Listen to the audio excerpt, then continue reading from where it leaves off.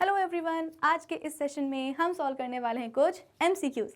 MCQs मतलब multiple choice questions, जो कि बेस्ड होंगे क्लास 10 फिजिक्स के chapter the human I and the colourful world पर। तो चलो जल्दी से आज के इस सेशन को हम स्टार्ट कर लेते हैं। So this is Vibhuti Khare, welcome to Magnet Brains, जहाँ पे आपको सभी चैप्टर्स के वीडियो लेक्चर्स मिलने वाले हैं बिल्कुल फ्री ऑफ कॉस्ट। यानी कि मैग्नेट ब्रेन्स में आपको 2 चैप्टर्स पढ़ने के बाद किसी भी तरह का पेमेंट करने की या पैकेज परचेज करने की रिक्वायरमेंट बिल्कुल भी नहीं है, क्योंकि मैग्नेट ब्रेन्स आप सब तक पहुंचा रहा है क्वालिटी एजुकेशन बिल्कुल फ्री ऑफ कॉस्ट।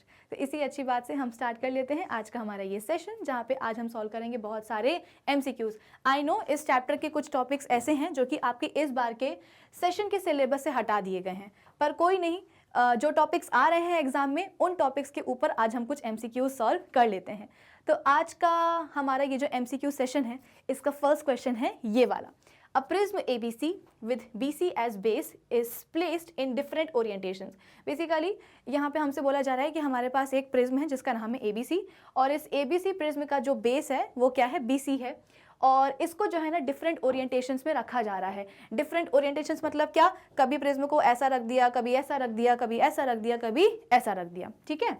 फिर इसके बाद में a narrow beam of white light is incident on the prism as shown in the figures given below.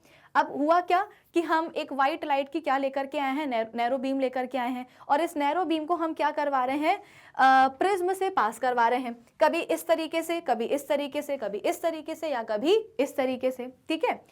आगे क्या बोला जा रहा है हमसे, in which of the following cases after dispersion the third colour from the top corresponds to the colour of the sky.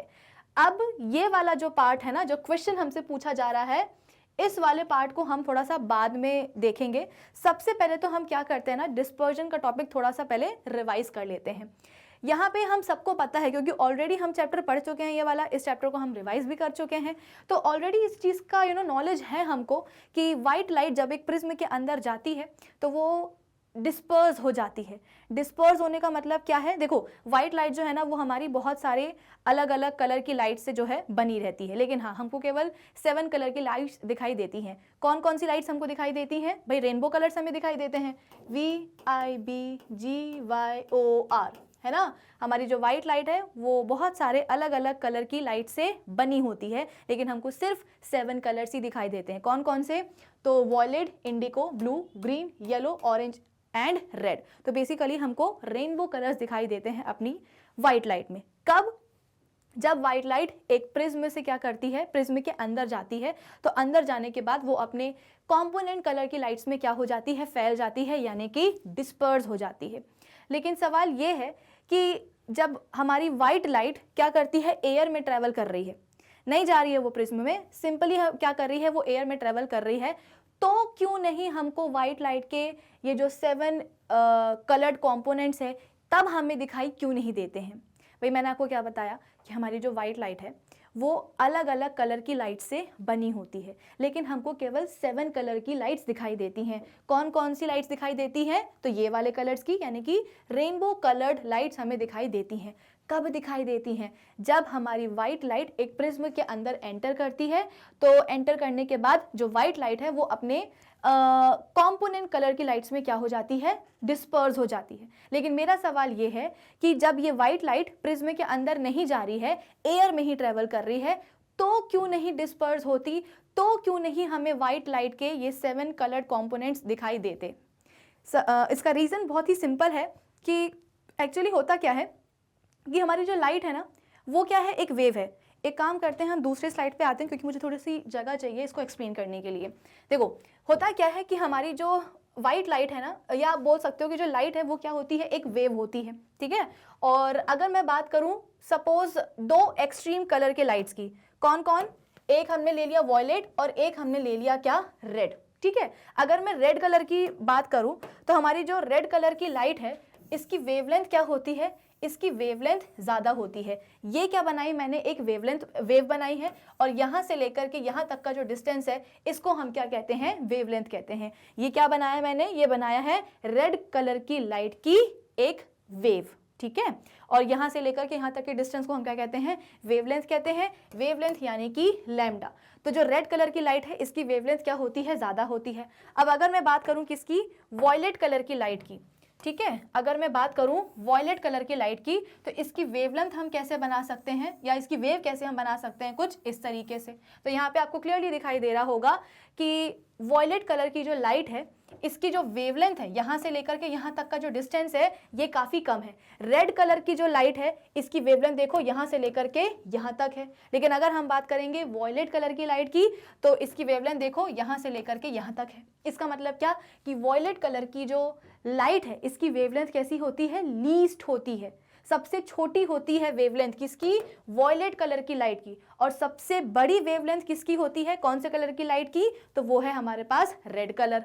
और ये जो बीच में जितने भी कलर्स आते हैं ना, Indigo, blue, green, yellow, orange, ठीक है, ये सब क्या होते हैं, ये साइड कैरेक्टर्स होते हैं, यानी कि इनकी जो वेवलेंथ होगी ना वो रेड और वॉयलेट कलर की लाइट के बीच की होगी। ना आप बोल सकते हो कि रेड से बड़ी होगी ना वॉयलेट से कम होगी, इन सब की जो वेवलेंथ है रेड और वॉयलेट के बीच की होती है। इतना क्लियर है आप सभी को। अब क्लास 9th का कंसेप्ट है। क्लास 9th में हमने पढ़ा है कि velocity is equals to product of wavelength and frequency. Velocity किसके बराबर होती है, प्रोडक्ट के बराबर। किसके प्रोडक्ट के बराबर, तो वेवलेंथ एंड फ्रीक्वेंसी के प्रोडक्ट के बराबर। ठीक है, अब हुआ क्या, हम बोलते हैं कि लाइट जो है ना वो एयर में अपनी मैक्सिमम वेलोसिटी के साथ ट्रेवल करती है, और मैक्सिमम वेलोसिटी कितनी होती है, वो होती है 3 × 10⁸ मीटर पर सेकेंड। हमने बोला कि हमारी जो वाइट लाइट है वो बहुत सारे कंपोनेंट कलर की लाइट से बनी होती है, दिखाई हमको केवल 7 कलर की लाइट्स देती हैं। सवाल ये है कि वाइट लाइट जब एयर में ट्रेवल करती है तो क्यों नहीं हमको वाइट लाइट के ये 7 कंपोनेंट कलर्स दिखाई देते हैं। वो इसलिए क्योंकि ये सभी के सभी जो है ना एयर में एक ही वेलोसिटी के साथ ट्रेवल करते हैं।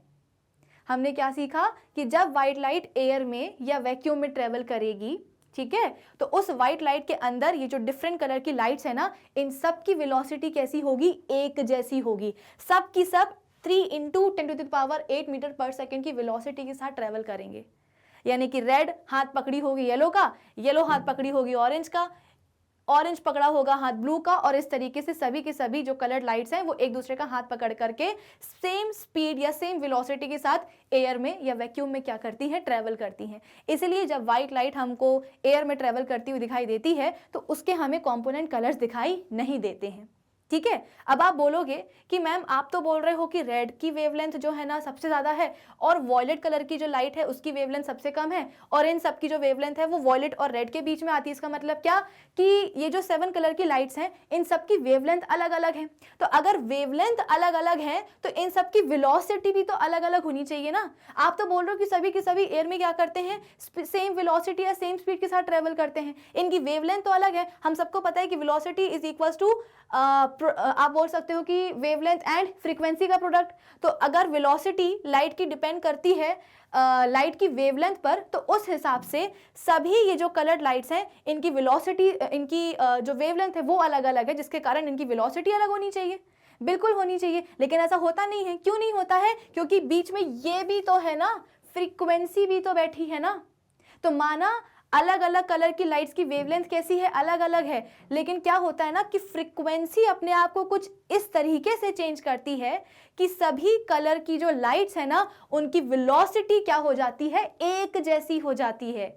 माना सभी डिफरेंट कलर्स की जो लाइट है उनकी वेवलेंथ अलग अलग है, लेकिन उनकी फ्रीक्वेंसी भी कुछ ऐसे चेंज होती है कि उन सब की वेलोसिटी क्या हो जाती है, एक जैसी हो जाती है। दैट इज 3 × 10⁸ मीटर पर सेकेंड। कहाँ, एयर में। इसीलिए जब व्हाइट लाइट एयर में ट्रेवल करती है ना तो हमें उसके कॉम्पोनेंट कलर लाइट्स दिखाई नहीं पड़ते हैं।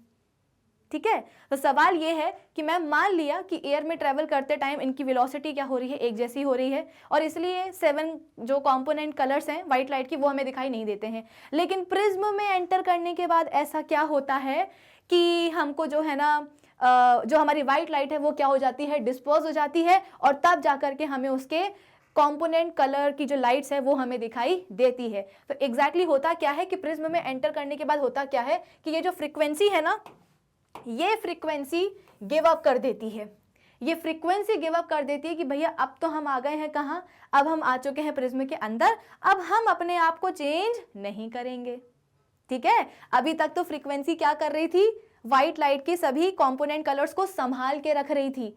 व्हाइट लाइट जब एयर में ट्रैवल कर रही थी तो उसके कंपोनेंट कलर जो हैं वो विजिबल नहीं हो रहे थे। क्यों? क्योंकि उनकी फ्रीक्वेंसीज क्या कर रही थी, उनको बचा करके रख रही थी। फ्रीक्वेंसीज अपने आप को कुछ ऐसे चेंज कर रही थी कि सभी कंपोनेंट कलर्स की जो वेलोसिटी है वो बराबर हो रही थी, इतनी हो रही थी, इसलिए हमें दिखाई नहीं दे रहे थे। लेकिन हुआ क्या, जैसे ही प्रिज्म के अंदर व्हाइट लाइट घुसी, इस फ्रीक्वेंसी ने गिव अप कर दिया कि भैया अब हमसे ना हो पाएगा, अब हम अपने आप को चेंज नहीं करेंगे। इसका मतलब क्या कि प्रिज्म के अंदर घुसने के बाद जो फ्रीक्वेंसी है वो क्या हो जाती है, कांस्टेंट हो जाती है। और अगर कांस्टेंट हो गई इसका मतलब क्या कि अब लाइट की जो वेलोसिटी है वो सिर्फ और सिर्फ किस पे डिपेंडेंट होगी, वो सिर्फ और सिर्फ डिपेंडेंट होगी वेवलेंथ पर।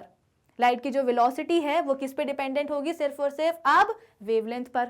अभी अभी मैंने आपको क्या समझाया कि रेड लाइट की जो वेवलेंथ है वो क्या होती है, सबसे ज्यादा होती है। इसका मतलब क्या कि उसकी वेलोसिटी क्या होगी, सबसे ज्यादा होगी। लीस्ट वेवलेंथ, सबसे मिनिमम वेवलेंथ किसकी होती है, कौन से कलर की लाइट की, तो वो है वॉयलेट। तो वॉयलेट कलर की जो लाइट है उसकी वेवलेंथ क्या होगी, कम होगी, जिसके कारण इसकी जो वेलोसिटी है वो भी क्या हो जाएगी, काफी कम हो जाएगी।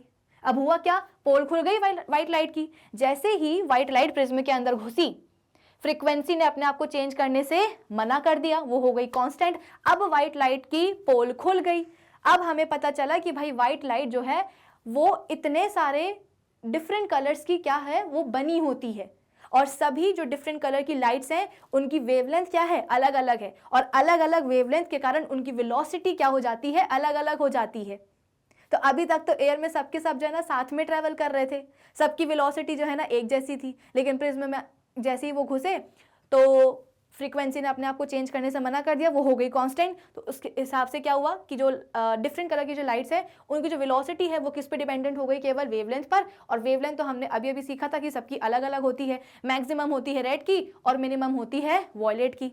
तो हुआ क्या, वेवलेंथ के कारण उन सभी कलर की जो लाइट्स है उनकी वेलोसिटी क्या हो गई, अलग अलग हो गई, जिसके कारण जो व्हाइट लाइट है वो प्रिज्म के अंदर जाने के बाद क्या हो जाती है, फैल जाती है, डिस्पर्स हो जाती है। आई आपको बात समझ में? अब सवाल ये है कि मैम जब भी हम प्रिज्म में व्हाइट लाइट को हम पास करवाते हैं तो हम कुछ इस तरीके का डायग्राम बनाते हैं। चलो हम बना ही लेते हैं। ये क्या है, हमारे पास प्रिज्म है और यहाँ से हम क्या कर रहे हैं, सपोज एक व्हाइट लाइट निकाल रहे हैं, ठीक है ना। एक व्हाइट लाइट आ रही है और इस प्रिज्म, चलो इस प्रिज्म का हम नाम भी रख लेते हैं ना। कौन सा वाला नाम रखेंगे, ABC। हमारे पास एक प्रिज्म है ABC जिसका बेस क्या है, BC है। और इस पे हम क्या कर रहे हैं, एक व्हाइट लाइट इंसिडेंट करवा रहे हैं। अब होगा क्या, होगा ये कि जैसे ही ये व्हाइट लाइट हम बोलते हैं कि एंटर करेगी, ठीक है, प्रिज्म के अंदर वेलोसिटीज अलग अलग हो जाएंगी, अलग अलग कलर की लाइट्स की। क्यों? क्योंकि उनकी वेवलेंथ अलग अलग थी। फ्रीक्वेंसी ने तो अपने आप को चेंज करने से मना कर दिया है।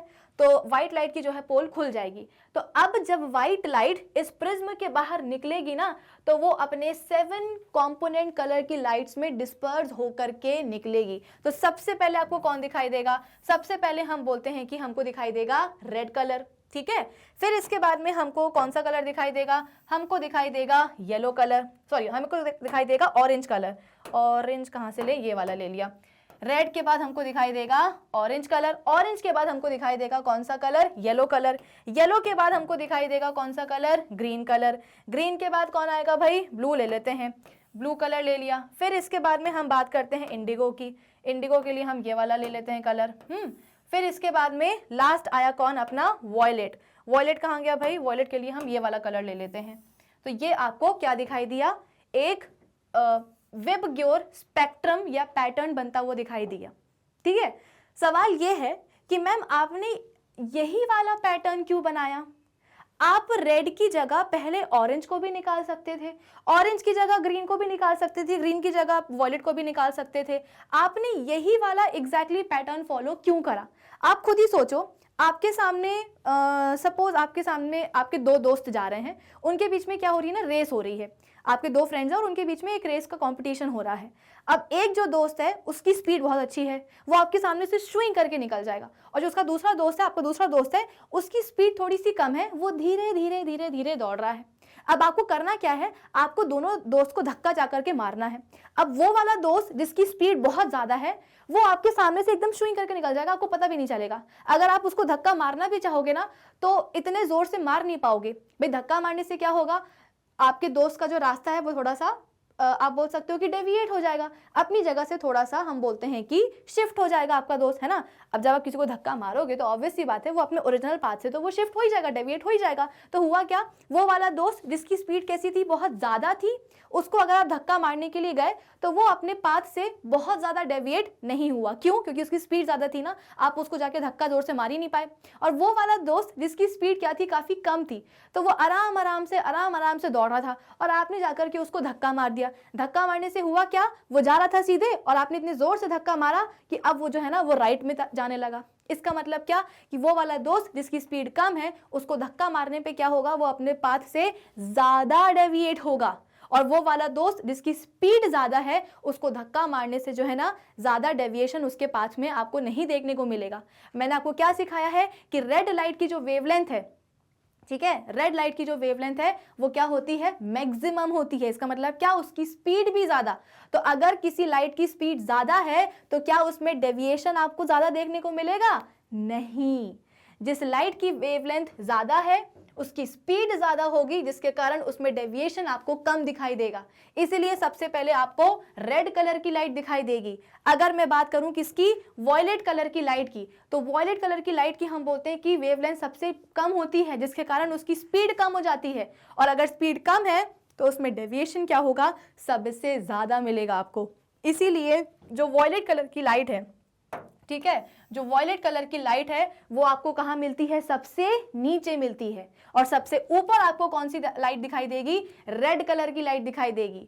तो हमेशा आपको यही वाला स्पेक्ट्रम बनता हुआ दिखाई देगा। कलर्स तो आपके पास यही रहेंगे, साथ ही साथ यही वाले रेनबो कलर्स आपको दिखाई देंगे, साथ ही साथ इनका यही वाला पैटर्न आपको दिखाई देगा। व्हाइट लाइट जब डिस्पर्स होगी, सबसे पहले आएगा रेड, फिर आएगा ऑरेंज, फिर आएगा yellow, green, blue, indigo and violet. आई आपको बात समझ में? तो अब जब हमने पूरा का पूरा जो डिस्पर्जन वाला टॉपिक है अपना, डिस्पर्जन ऑफ व्हाइट लाइट वाला जब हमने पूरा पढ़ लिया है, तो अब हमारे लिए ये वाला जो क्वेश्चन है इसको सॉल्व करना बिल्कुल भी मुश्किल नहीं होगा। बोला क्या जा रहा है कि हमने जो है ना जो प्रिज्म था हमारा उसको अलग अलग ओरिएंटेशन पे रखा था, कभी उल्टा रख दिया, कभी सीधा रख दिया, कभी पलट के रख दिया। और हर बार हम क्या कर रहे थे, हर बार जो है ना उससे व्हाइट लाइट को क्या कर रहे थे, पास करवा रहे थे।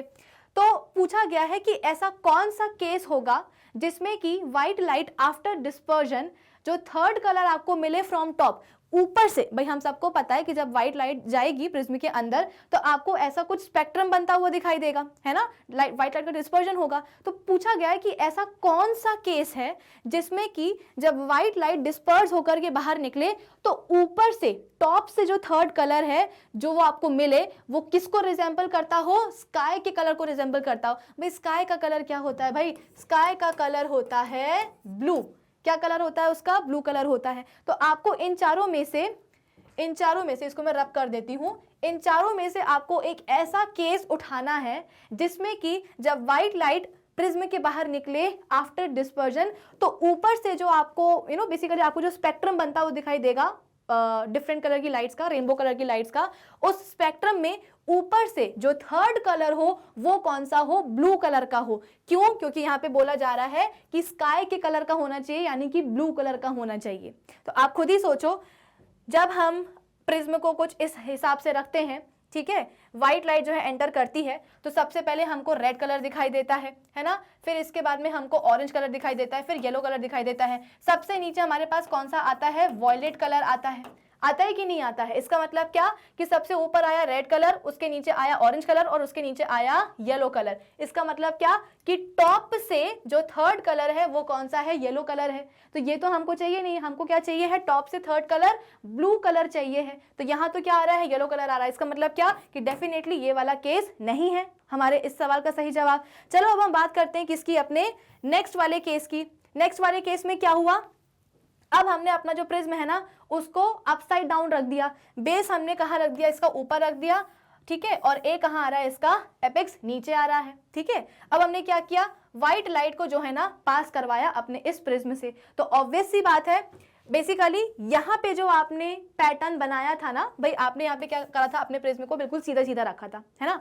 और जब आपने यहाँ से व्हाइट लाइट पास कराई तो यहाँ पे आपको विबग्योर उल्टा होना चाहिए, यहाँ पे ठीक है, यहाँ पे आपको रेड, यहाँ पे आपको ऑरेंज, यहाँ पे आपको येलो कलर दिखाई दिया। ठीक है, अब आप क्या कर रहे हो, अब आप अपने प्रिज्म को अपसाइड डाउन रख रहे हो, यानी कि पलट के रख रहे हो, उल्टा रख रहे हो। तो जब यहाँ से व्हाइट लाइट जाएगी तो सबसे पहले आपको कौन सा कलर दिखाई देगा, वॉयलेट, इसके बाद में आपको दिखाई देगा इंडिगो, इसके बाद में आपको दिखाई देगा क्या, ब्लू, इसके बाद में ग्रीन, इसके बाद में येलो, इसके बाद में ऑरेंज और इसके बाद में रेड।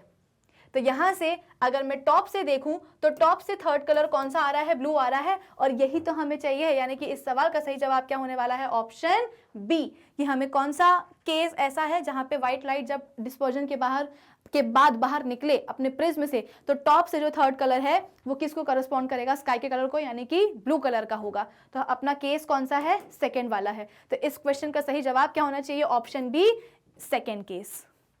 आई आपको बात समझ में? तो इतना सा आपको समझाने के लिए मुझे डिस्पर्जन का टॉपिक थोड़ा सा रिवाइज करवाना पड़ा। ठीक है, तो मुझे लगता है कि आप लोगों को ये वाला क्वेश्चन सभी को समझ में आ गया होगा। चलो अब हम बात करते हैं अपने नेक्स्ट क्वेश्चन की।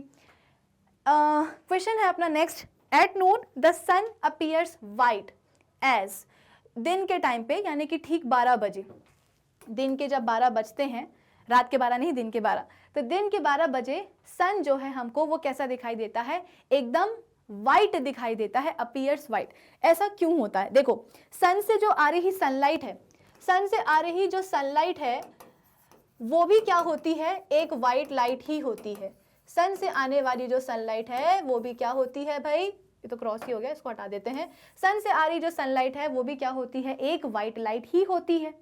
ठीक है, अब होता क्या है, हम सबको पता है कि जो हमारी व्हाइट लाइट है वो किसकी बनी होती है, अपने बहुत सारे कंपोनेंट कलर की लाइट से बनी होती है। दिखाई हमको कौन से देते हैं, दिखाई हमको अपने रेनबो कलर्स ही देते हैं, यानी कि violet, indigo, blue, green, yellow, orange and red colours ही दिखाई देते हैं। ठीक है, तो होता क्या है, देखो मैं आपको बता देती हूँ कि लाइट की स्कैटरिंग और लाइट की जो वेवलेंथ है उसके बीच में एक इन्वर्स रेशो चलता है। इसका मतलब क्या, कि जिस लाइट की वेवलेंथ क्या होगी, ज़्यादा होगी, उसकी जो स्कैटरिंग है वो क्या है, उतनी ही कम है, और जिस लाइट की वेवलेंथ जितनी कम है उसकी जो स्कैटरिंग है वो होगी क्या, उतनी ही ज़्यादा। स्कैटरिंग मतलब क्या, कि बिखर जाना, बिल्कुल फैल जाना। ठीक है, तो जिस लाइट की वेवलेंथ क्या होगी, ज़्यादा होगी, उसकी स्कैटरिंग उतनी ही कम होगी। जिस लाइट की वेवलेंथ हम बोलते हैं कि कम होगी, उसकी स्कैटरिंग उतनी ही ज़्यादा होगी। अब अभी अभी बताओ, मैंने आपको क्या सिखाया था कि रेड कलर की जो लाइट है इसकी वेवलेंथ क्या होती है, सबसे ज़्यादा होती है। इसका मतलब क्या, कि उसकी स्कैटरिंग उतनी ही कम होगी। और अगर मैं बात करूँ वॉयलेट कलर की लाइट की, तो इसकी वेवलेंथ क्या होती है, सबसे कम होती है, जिसके कारण इसकी स्कैटरिंग क्या होगी, सबसे ज़्यादा होगी। स्कैटरिंग मतलब क्या, कि चलते चलते आगे जा करके फैल जाना। अब एक बात बताओ, सपोज ये सभी की सभी लाइट्स क्या कर रही हैं, एक साथ आ रही हैं, ठीक है ना, violet, indigo, blue, green, yellow, orange, red, ये सभी की सभी कलर की लाइट्स एक साथ आ रही हैं। अब होगा क्या, कि जो कि वॉयलेट कलर की जो लाइट है इसकी वेवलेंथ क्या है, सबसे कम है, तो ये क्या होगा ना, चलते चलते बहुत जल्दी से थक जाएगी, और थकने के बाद क्या होगा, ये बिखर जाएगी, यानी कि स्कैटर हो जाएगी। तो क्योंकि इसकी वेवलेंथ सबसे कम थी, इसकी स्कैटरिंग हम बोलते हैं कि सबसे पहले हो गई और सबसे ज़्यादा हो गई। सबसे दूर तक कौन सी लाइट जाएगी, सबसे दूर तक हम बोल रहे हैं कि रेड कलर की लाइट जाएगी। क्यों, क्योंकि इसकी वेवलेंथ ज़्यादा है ना, तो ये बहुत आगे जाकर के कहीं स्कैटर होगी। जब हम बात करते हैं वॉयलेट कलर की लाइट की, इसकी वेवलेंथ कम होती है, तो ये बहुत जल्दी थक जाएगी, थोड़ा चलेगी और तुरंत जाकर के फैल जाएगी, स्कैटर हो जाएगी। क्यों, क्योंकि इसकी वेवलेंथ कम है। और रेड कलर की लाइट जिसकी वेवलेंथ ज़्यादा है वो आसानी से नहीं थकेगी, वो कहीं दूर जाकर के जो है ना स्कैटर होगी, और आप बोल सकते हो कि उसकी वेवलेंथ क्या होगी, ज़्यादा होगी। इतना क्लियर है आप सभी को। अब होता क्या है कि जब सन से आ रही जो उसकी सनलाइट है, जो कि कैसी होती है, एक वाइट लाइट ही होती है, जब हमारे एटमॉस्फेयर में क्या करती है, एंटर करती है, तो ठीक दिन के 12 बजे क्या होता है ना, कि जो डिस्टेंस होता है अर्थ का सन से, वो आप बोल सकते हो कि कम हो जाता है।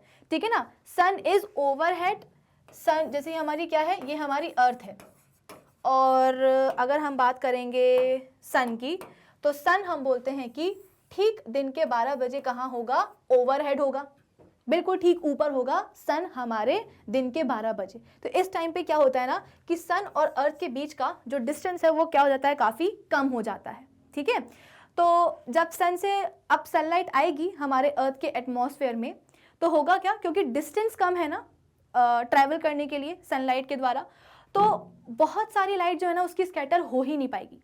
क्या बोला मैंने कि जब वाइट लाइट या सनलाइट हमारे अर्थ के एटमॉस्फेयर में एंटर करती है ना तो वो स्कैटर हो जाती है, ठीक है।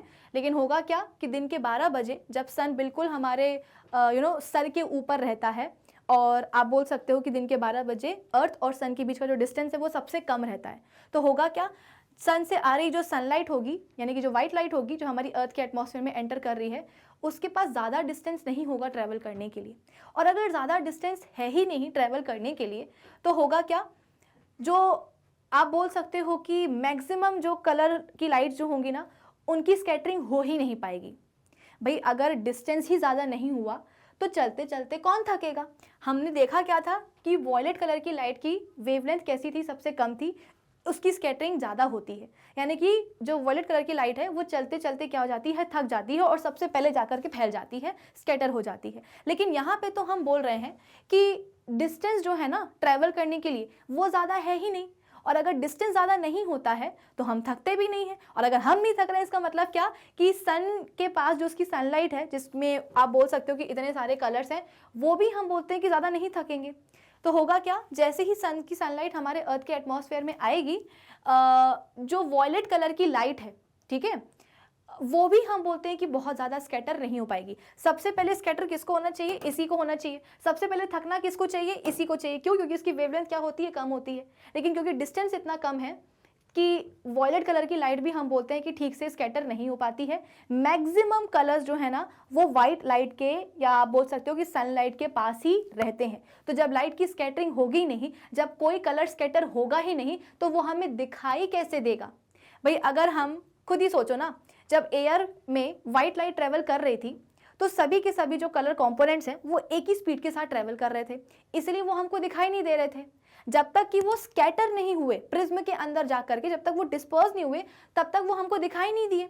सिमिलरली क्या होता है कि जब सन से आ रही सनलाइट हमारे अर्थ के एटमॉस्फेयर में आती है, तो वो आप बोल सकते हो कि जब स्कैटर होती है, उसके जब कंपोनेंट कलर जब स्कैटर होते हैं तभी वो लाइट हमको दिखाई देगी। जब तक स्कैटरिंग नहीं होती है तब तक हमें कलर लाइट्स दिखाई नहीं देंगी। अब दिन के 12 बजे सन इज ओवरहेड, ठीक है, सबसे ऊपर रहता है सन, अर्थ के और सन के बीच का जो डिस्टेंस है वो काफ़ी कम होता है। तो जब डिस्टेंस कम है, काफ़ी कम है, इसका मतलब क्या कि जितनी भी कलर की लाइट्स हैं हमारी सनलाइट में, वो चलते चलते ज़्यादा थकेंगी नहीं। थकेंगी नहीं इसका मतलब क्या कि अगर वो थक नहीं रही, इसका मतलब क्या, वो फैलेंगी भी नहीं। फैलेंगी नहीं मतलब क्या कि जो सन की जो सनलाइट है ना वो मैक्सिमम कलर्स अपने आप में क्या करेगी, रिटेन करेगी। थोड़ी बहुत ही स्कैटरिंग होती है किसकी, वॉयलेट कलर की, वो भी बहुत ज़्यादा नहीं होती है। इसलिए क्या होता है ना कि दिन के ठीक 12 बजे सन हमको वाइट कलर का दिखाई देता है, और जो स्काई है ना वो हमको ब्लू कलर का दिखाई देता है, एकदम लाइट ब्लू कलर का दिखाई देता है। क्यों, क्योंकि थोड़ी बहुत ही वॉयलेट कलर की लाइट की स्कैटरिंग होती है। बाकी तो मैक्सिमम कलर जो है ना वो वाइट लाइट के अंदर या सनलाइट के अंदर रिटेन ही रहते हैं, उनकी स्कैटरिंग नहीं हो पाती है। क्यों, क्योंकि डिस्टेंस कम होता है ना ट्रैवल करने के लिए। क्योंकि सन दिन के ठीक 12 बजे सन और अर्थ के बीच का जो डिस्टेंस है वो काफ़ी कम हो जाता है। तो जब डिस्टेंस ही नहीं है ज़्यादा ट्रैवल करने के लिए, तो फिर कोई चलते चलते थकेगा कैसे। और जब थकेगा नहीं इसका मतलब क्या कि फैलेगा नहीं। फैलेगा नहीं मतलब क्या कि उसकी स्कैटरिंग नहीं होगी, और अगर स्कैटरिंग नहीं होगी तो वो कलर की लाइट हमें दिखाई भी नहीं देगी।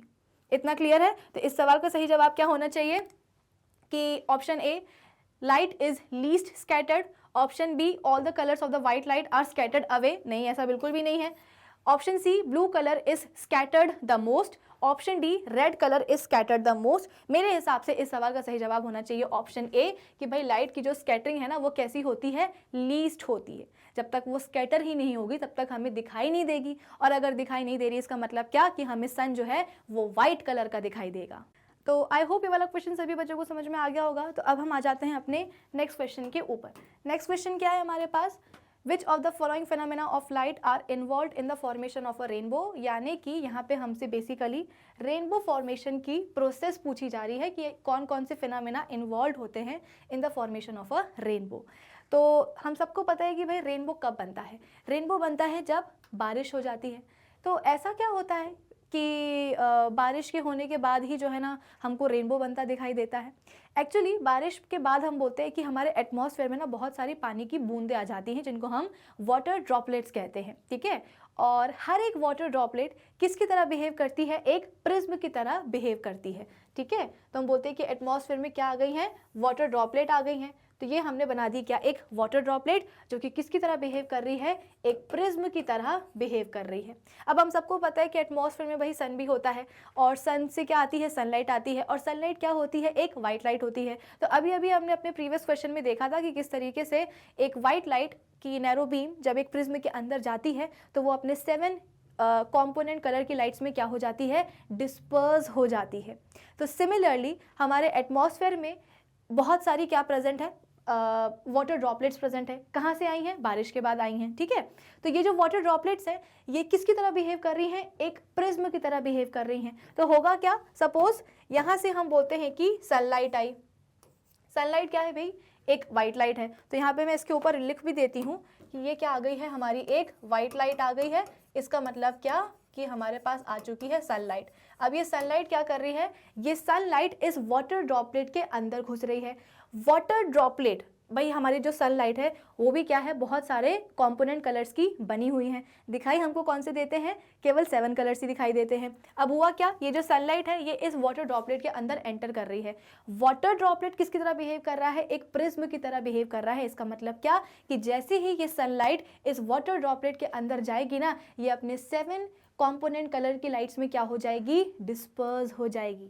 जैसे कि प्रीवियस क्वेश्चन में हमने देखा था कि व्हाइट लाइट का जो डिस्पर्जन है वो किस तरीके से होता है, प्रिज्म के अंदर जाने पर। सिमिलरली हम बोलते हैं कि जैसे ही सनलाइट इस वाटर ड्रॉपलेट यानी कि प्रिज्म के अंदर जाएगी वो अपने 7 कंपोनेंट कलर की लाइट्स में क्या हो जाएगी, डिस्पर्स हो जाएगी। अब यहाँ पे मैं बहुत सारे कलर्स तो नहीं बना सकती हूँ, 2-3 कलर्स ही बना रही हूँ। आप समझ जाइएगा कि जो व्हाइट लाइट है, जो हमारी सनलाइट है, वो अपने 7 कंपोनेंट कलर की लाइट्स में क्या हो चुकी है, डिस्पर्स हो चुकी है, ठीक है।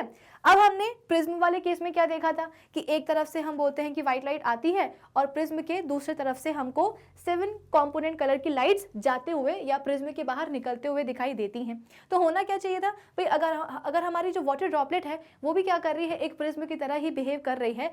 तो सनलाइट आई, ठीक है, सनलाइट ने क्या किया, ये जो हमारी वाटर ड्रॉपलेट है इसके एक फेस के ऊपर स्ट्राइक किया, है ना। स्ट्राइक करने के बाद में क्या हुआ, इसका डिस्पर्जन हुआ, व्हाइट लाइट का डिस्पर्जन होने के बाद में जितनी भी 7 कलर की कंपोनेंट लाइट जो है वो कहाँ पहुंची, हमारे इस वाटर ड्रॉपलेट के सेकंड फेस पे पहुंची या उसके सेकंड सरफेस पे पहुंची। सेकंड सरफेस पे पहुंचने के बाद होना क्या चाहिए था, इन सभी की सभी 7 कलर की कंपोनेंट लाइट्स को जो है इस वाटर ड्रॉपलेट से यहीं के यहीं बाहर निकल आना चाहिए था, है ना। जैसे कि प्रिज्म में क्या हो रहा था, एक फेस से व्हाइट लाइट अंदर गई और दूसरे फेस से 7 कंपोनेंट कलर की लाइट जो है वो बाहर आ जाती हैं। सिमिलरली वाटर ड्रॉपलेट में भी एक तरफ से सनलाइट आती है और हमारे इस वाटर ड्रॉपलेट की एक फेस को स्ट्राइक करती है, तो इसके दूसरे फेस से या इसके दूसरे सरफेस से सभी के सभी 7 कंपोनेंट कलर की लाइट्स को क्या हो जाना चाहिए था, बाहर निकल आना चाहिए था। लेकिन ऐसा हुआ नहीं।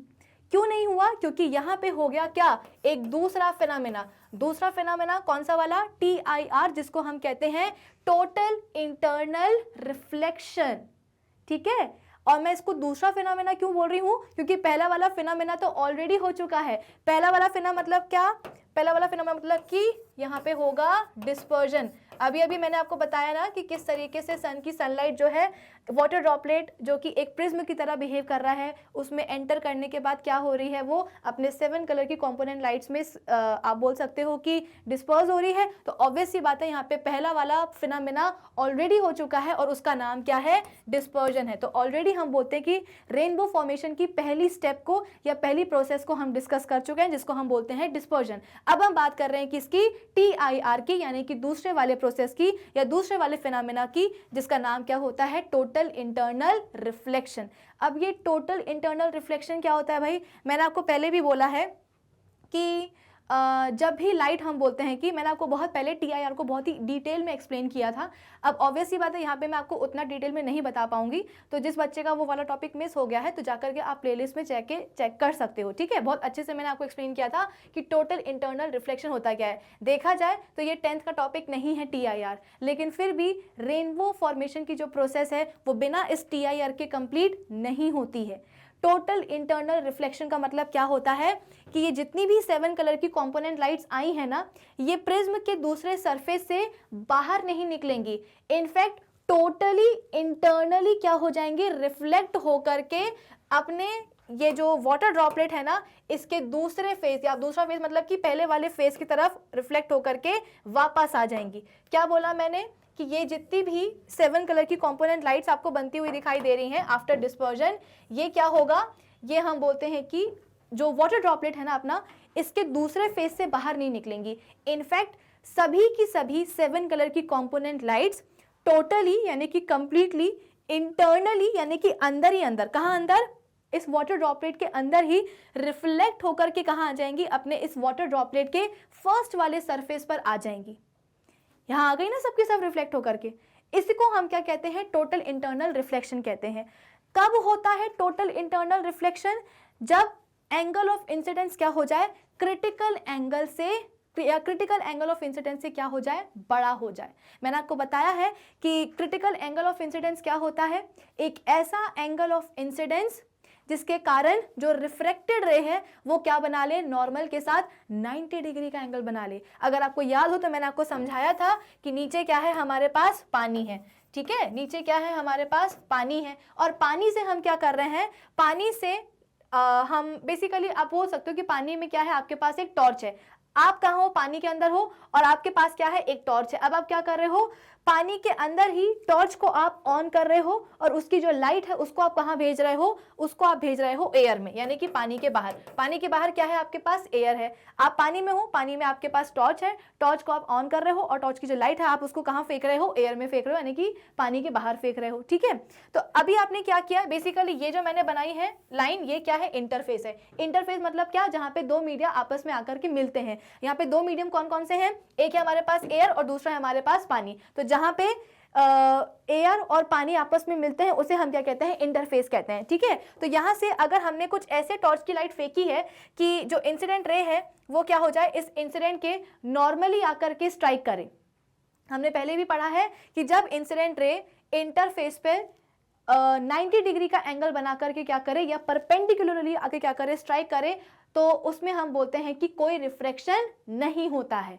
तो जब इंसिडेंट रे यहाँ पे क्या कर रही है, इंसिडेंट रे इंटरफेस के ऊपर क्या कर रही है, 90 डिग्री का एंगल बना करके स्ट्राइक कर रही है, या परपेंडिकुलर बना करके स्ट्राइक कर रही है, तो यहाँ पे हम बोलते हैं कि कोई रिफ्रैक्शन नहीं होगा, लाइट जो है सीधी की सीधी बाहर निकल जाएगी। भाई रिफ्रैक्शन मतलब क्या होता है, रिफ्रैक्शन मतलब कि बेंडिंग ऑफ लाइट, लाइट अपने पाथ से क्या हो जाती है, डेविएट हो जाती है, यानी कि बेंड हो जाती है। अब यहाँ पे हम बोल रहे हैं कि इंसिडेंट रे जो है वो नॉर्मली स्ट्राइक कर रही है इंटरफेस पे, तो कोई रिफ्रैक्शन नहीं होगा। रिफ्रैक्शन मतलब क्या होगा कि लाइट बिना अपने पाथ को चेंज करे, बिना डेविएट करे, सीधी की सीधी निकल जाएगी, ठीक है।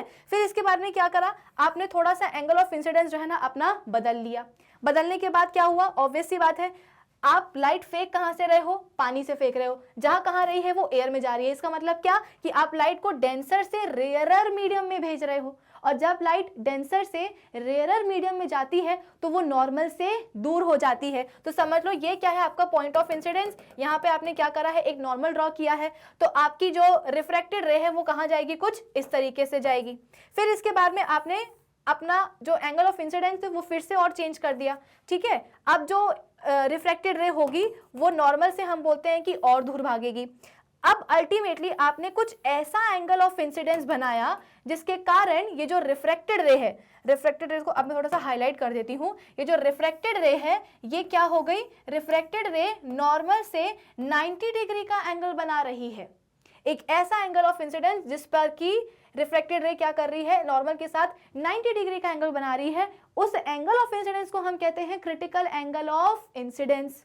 अब अगर आपने क्या किया, दोबारा से अपनी लाइट को कुछ इस तरीके से इंसिडेंट करवाया इस पानी के सरफेस के ऊपर कि जो एंगल ऑफ इंसिडेंस है वो क्या है, आपके इस क्रिटिकल एंगल से बड़ा है। क्रिटिकल एंगल ऑफ इंसिडेंस से आपका इस बार एंगल ऑफ इंसिडेंस कैसा है, बड़ा है। तो इस केस में पता है अब क्या होगा, इस केस में अब जो है ना रिफ्रैक्शन नहीं होगा, अब आपके पास क्या आ जाएगा, रिफ्लेक्शन आ जाएगा। जो लाइट आपने पानी से आप बोल सकते हो कि फेंकी है, वो ऑब्वियस सी बात है रिफ्लेक्ट होकर के पानी के अंदर ही चली जाएगी। अभी तक आप क्या कर रहे थे, पानी से लाइट को एयर में फेंक रहे थे। एंगल, एक ऐसा आपने एंगल ऑफ इंसिडेंस बनाया जिसके कारण क्या हुआ कि जो रिफ्रैक्टेड रे है वो नॉर्मल के साथ 90 डिग्री का एंगल बना लेती है। लेकिन अब आपने क्या किया, एक और ऐसा एंगल ऑफ इंसिडेंस बनाया जो कि क्या था, क्रिटिकल एंगल ऑफ इंसिडेंस से बड़ा था, जिसके कारण जो अब रिफ्रैक्टेड रे है ना, अब वो रिफ्रैक्टेड रे नहीं होगी, अब पूरी की पूरी लाइट जो है ना वो एयर में जाएगी ही नहीं, अब वो वाटर में ही आ जाएगी। इसका मतलब क्या भाई, जब मीडियम चेंज ही नहीं हुआ है, इसका मतलब क्या, वहां पे कोई रिफ्लेक्शन नहीं हुआ, कोई रिफ्लेक्शन नहीं हुआ, इसका मतलब क्या कि लाइट का वहां पे रिफ्लेक्शन हुआ है। तो इसको हम कहते हैं टोटल इंटरनल रिफ्लेक्शन, कि लाइट जब रिफ्लेक्ट होकर के उसी मीडियम में वापस आ जाए पूरे तरीके से। कब, जब आपका angle of incidence critical angle of incidence से बड़ा होता है।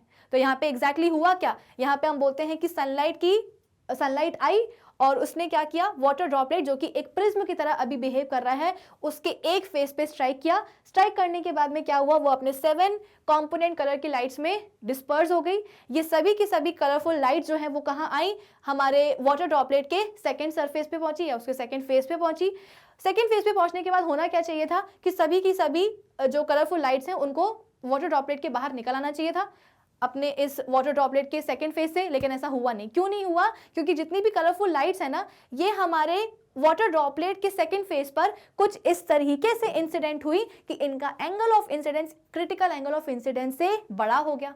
और हमको पता है कि जब angle of incidence critical angle of incidence से बड़ा होता है तो वहां पे अब रिफ्लेक्शन नहीं होता है, वहां पे टोटल इंटरनल रिफ्लेक्शन होता है, लाइट रिफ्लेक्ट होकर के वापस आ जाती है। तो जितनी भी कलरफुल लाइट्स थी ना, ये हमारे प्रिज्म यानी कि हमारे वाटर ड्रॉपलेट की सेकंड सरफेस पे कुछ ऐसे पड़ी, ऐसे इंसिडेंट हुई कि इनका angle of incidence critical angle of incidence से बड़ा हो गया और सभी की सभी कलरफुल लाइट्स जो हैं वो रिफ्लेक्ट होकर के टोटली इंटरनली मतलब क्या, अंदर ही अंदर रिफ्लेक्शन हो रहा है। किसके अंदर रिफ्लेक्शन हो रहा है, तो अपने इस वाटर ड्रॉपलेट के अंदर हो रहा है। तो सभी के सभी colourful lights totally internally reflect होकर के कहां पहुंच गई, वाटर ड्रॉपलेट के फर्स्ट सरफेस पे पहुंच गई, फर्स्ट फेस पे पहुंच गई। और वहां से पहुंचने पर क्या होगा, वहां पे पहुंचने पर हम बोलते हैं कि अल्टीमेटली ये सभी के सभी जो भी कलरफुल लाइट्स हैं, ये अब हम बोलते हैं कि ये हमारी वाटर ड्रॉपलेट के फर्स्ट सरफेस से क्या होंगी, रिफ्रैक्ट होकर के बाहर निकल आएंगी। ठीक है, रिफ्रैक्ट होकर के हम बोलते हैं कि बाहर निकल आएंगी और इस कारण हमको क्या दिखाई देगा, रेनबो बनता हुआ दिखाई देगा। आई होप ये वाला क्वेश्चन सभी बच्चों के समझ में आ गया होगा कि किस तरीके से रेनबो फॉर्मेशन का प्रोसेस होता है। तो बेसिकली रेनबो फॉर्मेशन में हम बोलते हैं कि 3 प्रोसेसेस इन्वॉल्व होती हैं। कौन कौन सी, पहला तो यहाँ पे हमने डिस्पर्जन होते हुए देखा, इसके बाद में यहाँ पे हमने टोटल इंटरनल रिफ्लेक्शन होते हुए देखा और अल्टीमेटली हमने क्या देखा कि किस तरीके से जो लाइट्स हैं वो एक मीडियम से दूसरे मीडियम में आ रही हैं अपने पाथ को डेविएट करते हुए, यानी कि वहां पे क्या हो रहा है, रिफ्रैक्शन हो रहा है। तो dispersion, total internal reflection and refraction क्या होगा, रेनबो फॉर्मेशन की 3 इंपॉर्टेंट स्टेप्स होंगे या फिनोमेना होंगे। ठीक है, तो इस सवाल का सही जवाब क्या होगा, इस सवाल का सही जवाब होगा आई गेस ऑप्शन सी, क्योंकि यहाँ पे रिफ्रैक्शन भी हो रहा है, यहाँ पे डिस्पर्जन भी हो रहा है और यहाँ पे हम बोल रहे हैं कि टोटल इंटरनल रिफ्लेक्शन भी हो रहा है ना। क्योंकि देखो ना, ऑप्शन ए क्या है हमारे पास, रिफ्लेक्शन तो हो रहा है लेकिन वो टोटल इंटरनल रिफ्लेक्शन हो रहा है ना। तो ये वाला ऑप्शन गलत हो गया। ऑप्शन बी क्या बोल रहा है, रिफ्रैक्शन डिस्पर्जन एंड हम बोल रहे हैं कि टोटल इंटरनल रिफ्लेक्शन। फिर इसके बाद में ऑप्शन सी हमसे क्या बोल रहा है, रिफ्रैक्शन हो रहा है, डिस्पर्जन हो रहा है और इंटरनल रिफ्लेक्शन हो रहा है। ऑप्शन डी क्या बोल रहा है, dispersion, scattering and total internal reflection. ठीक है, तो स्कैटरिंग पे यहाँ पे होने से रही, स्कैटरिंग नहीं हो रही, यहाँ पे डिस्पर्जन हो रहा है। इतना क्लियर है आप सभी को। तो आई होप इस क्वेश्चन का सभी को जवाब समझ में आ गया होगा कि किस तरीके से कौन कौन से हम बोलते हैं कि फिनोमेना इस प्रोसेस में इन्वॉल्व होते हैं। ठीक है, तो एक मिनट रुको, यहाँ पे ऑप्शन बी में हमसे बोला जा रहा है refraction, dispersion and total internal reflection. Option C में बोला जा रहा है refraction, dispersion and internal reflection. तो मेरे हिसाब से इस सवाल का जवाब होना चाहिए ऑप्शन बी, सी नहीं होगा, ऑप्शन बी होगा। क्यों, क्योंकि ऑप्शन बी में हमको टोटल इंटरनल रिफ्लेक्शन की बात हो रही है, डिस्पर्जन हो रहा है, रिफ्रैक्शन हो रहा है। ठीक है, तो मोस्ट करेक्ट आंसर कौन सा है इस सवाल का, ऑप्शन बी। सॉर्टेड। चलो अब इसके बाद में हम बात करते हैं क्या, अपने नेक्स्ट क्वेश्चन की। नेक्स्ट क्वेश्चन क्या है हमारे पास, twinkling of stars is due to, क्यों होता है भाई ट्विंकलिंग ऑफ स्टार्स, यानी कि क्यों हमको जो तारे हैं वो चमकते हुए दिखाई देते हैं, है ना। ट्विंकलिंग का मतलब क्या होता है, चमकना। चमकता भी कैसे, कभी हमको लगता है कि तारे जो है ना अपनी लाइट हम तक पहुंचा रहे हैं, कभी हमको लगता है कि जो स्टार की जो लाइट है जिसको हम स्टारलाइट कहते हैं वो हम तक नहीं आ रही है, कभी हमको मतलब बेसिकली स्टार्स को हमको ऐसा लगता है देखते, जब हम भी स्टार्स को देखते हैं तो ऐसा लगता है कि स्टार के ऊपर ना कोई एक टॉर्च लेकर के बैठा है और कभी तो वो उस टॉर्च को क्या कर रहा है, जला रहा है, कभी बंद कर रहा है, कभी जला रहा है, कभी बंद कर रहा है। तो हमको लगता है कि कभी स्टारलाइट हम तक पहुंच रही है, कभी नहीं पहुंच रही है। तो एग्जैक्टली ऐसा क्यों होता है? क्योंकि देखो स्टार की जो स्टारलाइट है ना वो हमारे अर्थ के सरफेस तक पहुंचती है ना, लेकिन कैसे पहुंचती है? अर्थ का जो पूरा एटमॉस्फेयर होता है ना उसको क्रॉस करते हुए पहुंचती है। अब हम सबको पता है कि अर्थ का जो एटमॉस्फेयर है उसमें कई सारी क्या होती हैं, एटमॉस्फेरिक लेयर्स होती हैं, है ना। और सभी एटमॉस्फेरिक लेयर्स की जो आप बोल सकते हो कि जो डेंसिटी है वो कैसी होती है, आपस में अलग अलग होती है। मैंने क्या बताया आपको कि अर्थ का जो एटमॉस्फेयर है उसमें कई सारी लेयर्स होती हैं और उन सभी लेयर्स की जो डेंसिटी है वो कैसी होती है, आपस में अलग अलग होती है ना। कभी एक ऐसी लेयर है जहाँ पे पार्टिकल्स जो है ना काफ़ी पास पास हैं, तो उस लेयर की जो डेंसिटी है वो बहुत ज़्यादा हो जाएगी। उसके ऊपर वाली जो लेयर है उसमें हम बोल रहे हैं कि पार्टिकल्स आपस में काफ़ी दूर दूर हैं। इसका मतलब क्या कि उस लेयर की जो डेंसिटी है वो क्या हो जाएगी, काफ़ी कम हो जाएगी। ठीक है, तो होता क्या है कि जैसे ही स्टारलाइट हमारे अर्थ के सरफेस पे पहुंचती है तो अर्थ की जो अर्थ एटमॉस्फेयर की जो डिफरेंट लेयर्स हैं उनको क्रॉस करती हुई वहाँ पे हम तक पहुँचती हैं। ठीक है, तो होता क्या है, सपोज यहाँ पे हम खड़े हुए हैं, ये क्या है, हमारी आँख है। ठीक है, अब हुआ क्या कि यहाँ पे आप बोल सकते हो कि एक स्टार है। अब इनिशियली हुआ क्या कि इस स्टार से, एग्जाम्पल के लिए मैं समझाने की कोशिश कर रही हूँ कि यहाँ पे क्या हुआ, स्टार से हम बोलते हैं कि सपोज 4 रेज, स्टार से हम बोलते हैं कि 4 रेज हमारी आंखों तक पहुंची। ठीक है, 4 से आने वाली 4 रेज हमारी आंखों तक पहुंच गई। ठीक है, तो हमको जो स्टार है ना वो काफी चमकता हुआ दिखाई दिया। अब अगले ही सेकंड क्या हुआ कि जो डेंसिटी है ना अर्थ के एटमॉस्फेरिक लेयर्स की वो थोड़ी सी चेंज हो गई। कैसे चेंज हो गई भाई? जैसे कि हवा चलती है, सपोज अभी मेरे सराउंडिंग जो एयर है ना उसमें आप बोल सकते हो कि डस्ट पार्टिकल्स कुछ ज़्यादा ही हैं। अब क्या हुआ, जैसे ही हवा चलेगी तो ये वाला जो पोर्शन था जो कि मेरे आसपास था जिसमें कि डस्ट पार्टिकल ज़्यादा था, ये वाला जो पोर्शन है वो शिफ्ट हो जाएगा एयर का। भाई हवा चली ना, तो हवा चलने से क्या होगा, मैंने आपको क्या बोला इनिशियली कि मेरे सराउंडिंग में जो एयर है अभी इसमें डस्ट पार्टिकल्स बहुत ज़्यादा हैं। हवा चल गई, हवा चलने से क्या हुआ कि ये वाला जो पोर्शन था एयर का जो कि मेरे आसपास था जिसमें कि डस्ट पार्टिकल ज़्यादा थे, अब क्या हुआ, ये वाला पोर्शन जो है ना शिफ्ट हो गया। शिफ्ट होने से क्या हुआ कि अब मेरे सराउंडिंग जो न्यू एयर का पोर्शन आया है उसमें उतने डस्ट पार्टिकल्स नहीं हैं। तो एग्जैक्टली होता क्या है, कुछ इस तरीके की एयर की हम बोलते हैं कि जो डेंसिटी है वो चेंज हो जाती है कि अभी पार्टिकल्स पास पास हैं, डस्ट पार्टिकल्स पास पास हैं, अगले ही सेकंड में डेंसिटी जो है ना एयर की क्या हो जाएगी, चेंज हो जाती है। तो हम सबको पता है कि भाई जब लाइट एटमॉस्फेरिक अर्थ के एटमॉस्फेयर में आएगी, एटमॉस्फेरिक लेयर से क्या करेगी, क्रॉस करेगी, तो बहुत सारे पार्टिकल से क्या होगा, उसका आमना सामना होगा। अब पार्टिकल्स का साइज भी हम बोलते हैं कि छोटा तो होता नहीं है, बड़े बड़े भी होते हैं। तो होता क्या है कि लाइट उन पार्टिकल से टकराती है और टकराने के बाद हम बोलते हैं कि अपने पाथ से डेविएट हो जाती है। तो यहाँ पे हुआ क्या कि पहले सेकंड में स्टार से जो है ना हम तक 4 रेज आ रही थी। अब अगले सेकंड में हुआ क्या, अगले सेकंड में हम बोलते हैं कि एक यहाँ से मैं हटा देती हूँ। ठीक है, अगले सेकंड में हुआ क्या, अगले सेकंड में हम बोल रहे हैं कि अभी भी स्टार से 2 रेज तो हमारी आंखों तक पहुंच रही हैं, लेकिन हुआ क्या, तीसरी वाली रे भी आ रही थी, लेकिन तीसरी वाली जैसे ही हम तक पहुंचने वाली थी बीच में क्या आ गया, एक पार्टिकल आ गया और इस पार्टिकल के आने पर जो स्टारलाइट है वो क्या हो गई, अपने पाथ से डेविएट हो गई। सिमिलरली एक और स्टारलाइट, फोर्थ वाली स्टारलाइट भी हमारी आंखों तक पहुंच रही थी, लेकिन बीच में हम बोलते हैं कि डेंसिटी चेंज हो गई एटमॉस्फेरिक लेयर की, जिसके कारण बीच में कोई पार्टिकल आ गया और पार्टिकल से टकराने के बाद जो लाइट है वो क्या हो गई, डेविएट हो गई अपने पाथ से। तो हुआ क्या, दूसरे सेकंड में अब हमारे पास स्टार से आने वाली केवल 2 रेज हैं।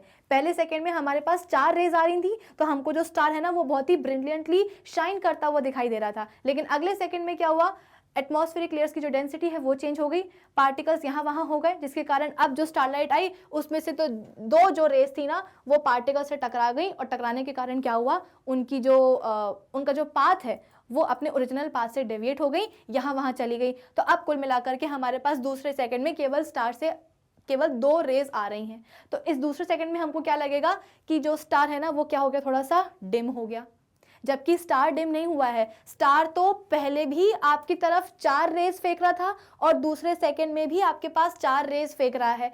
सवाल बस इतना सा है, मुद्दा बस इतना सा है कि 2 रेज अपने पाथ से क्या हो गई, डेविएट हो गई, जिसके कारण वो हमारी आंखों तक नहीं पहुंची। और अगर वो हमारी आंखों तक नहीं पहुंच रही है तो हम कंक्लूजन निकाल लेते हैं कि डेफिनेटली क्या हो गया कि स्टार की जो लाइट है वो कम हो गई है, जबकि स्टार की लाइट कम नहीं हो गई है। स्टार तो पहले भी 4 रेज दे रहा था आपको और बाद में भी 4 रेज दे रहा था, आप तक पहुंची नहीं वो बात अलग है। तो क्यों नहीं हो पाता है, क्यों नहीं पहुंच पाती है स्टार की लाइट आपकी आंखों तक हर 1 सेकेंड में बराबर बराबर? क्योंकि एटमॉस्फेरिक रिफ्रैक्शन हो जाता है। ठीक है, तो इस सवाल का सही जवाब क्या होगा? Twinkling of stars due to atmospheric refraction of light. Option A क्या बोल रहा है? Dispersion of light by water droplets. Water droplets कहाँ से आ गई भाई? ये वाला ऑप्शन गलत है। ऑप्शन बी क्या है? Refraction of light by different layers of varying refractive indices. ये वाला ऑप्शन मुझे सही लग रहा है। ऑप्शन सी क्या है? Scattering of light by dust particles. या option D internal reflection of light by clouds. ये वाला ऑप्शन तो बिल्कुल भी नहीं है। थर्ड ऑप्शन हमसे क्या बोल रहा था? लाइट की स्कैटरिंग हो रही है by dust particles. Light scatter नहीं हो रही है, लाइट क्या कर रही है ना, अपने पास से डेविएट हो रही है। स्कैटर का मतलब होता है बिखर जाना, और रिफ्रैक्शन का मतलब क्या होता है कि अपने पाथ से डेविएट हो जाना। तो यहाँ पे जो स्टारलाइट आ रही है ना, वो सिर्फ अपने पाथ से डेविएट हो रही है, पार्टिकल से टकरा करके, डस्ट पार्टिकल से टकरा करके। ऐसा नहीं हो रहा है कि वो जो है ना स्कैटर हो जा रही है। तो स्कैटर हो रही है इसलिए हमारी आंखों तक नहीं पहुंच रही। लाइट की स्कैटरिंग नहीं हो रही है, लाइट का रिफ्रैक्शन हो रहा है। बस लाइट क्या कर रही है? अपने ओरिजिनल पाथ से डेविएट हो रही है। क्यों डेविएट हो रही है? बीच में हम बोल रहे हैं कि डस्ट पार्टिकल्स आ रहे हैं, या डस्ट पार्टिकल्स भी छोड़ो, होता क्या है, जैसे कि मैंने आपको अभी अभी बताया कि हमारी जो एटमॉस्फेयर होता है, अर्थ का एटमॉस्फेयर, उसमें कई सारी लेयर्स होती है ना, और सभी की डेंसिटीज क्या होती हैं? अलग अलग होती हैं। और ये डेंसिटी हम बोलते हैं कि किसी भी मोमेंट पे चेंज हो जाती है, यानी कि एक लेयर में। ऐसा नहीं है, देखो जैसे कि अगर मैं बात करूं अर्थ के लेयर की, अर्थ के एटमॉस्फेयर की लेयर्स की, तो एग्जांपल के लिए अभी मैं ले रही हूं कि हमारे पास कितनी लेयर्स हैं? अर्थ के एटमॉस्फेयर में 4 लेयर्स हैं। इसकी डेंसिटी हम बोलते हैं कि सबसे मिनिमम है, और सबसे नीचे वाली जो लेयर है इसकी डेंसिटी कैसी है? मैक्सिमम है, और इसकी वाली हम बोलते हैं कि एवरेज है। ठीक है, तो अगर मैं बात करूं एक लेयर की, तो एक लेयर में क्या होता है ना कि डेंसिटी जो है ना, आप बोल सकते हो कि हर एक पॉइंट पे वेरी कर सकती है।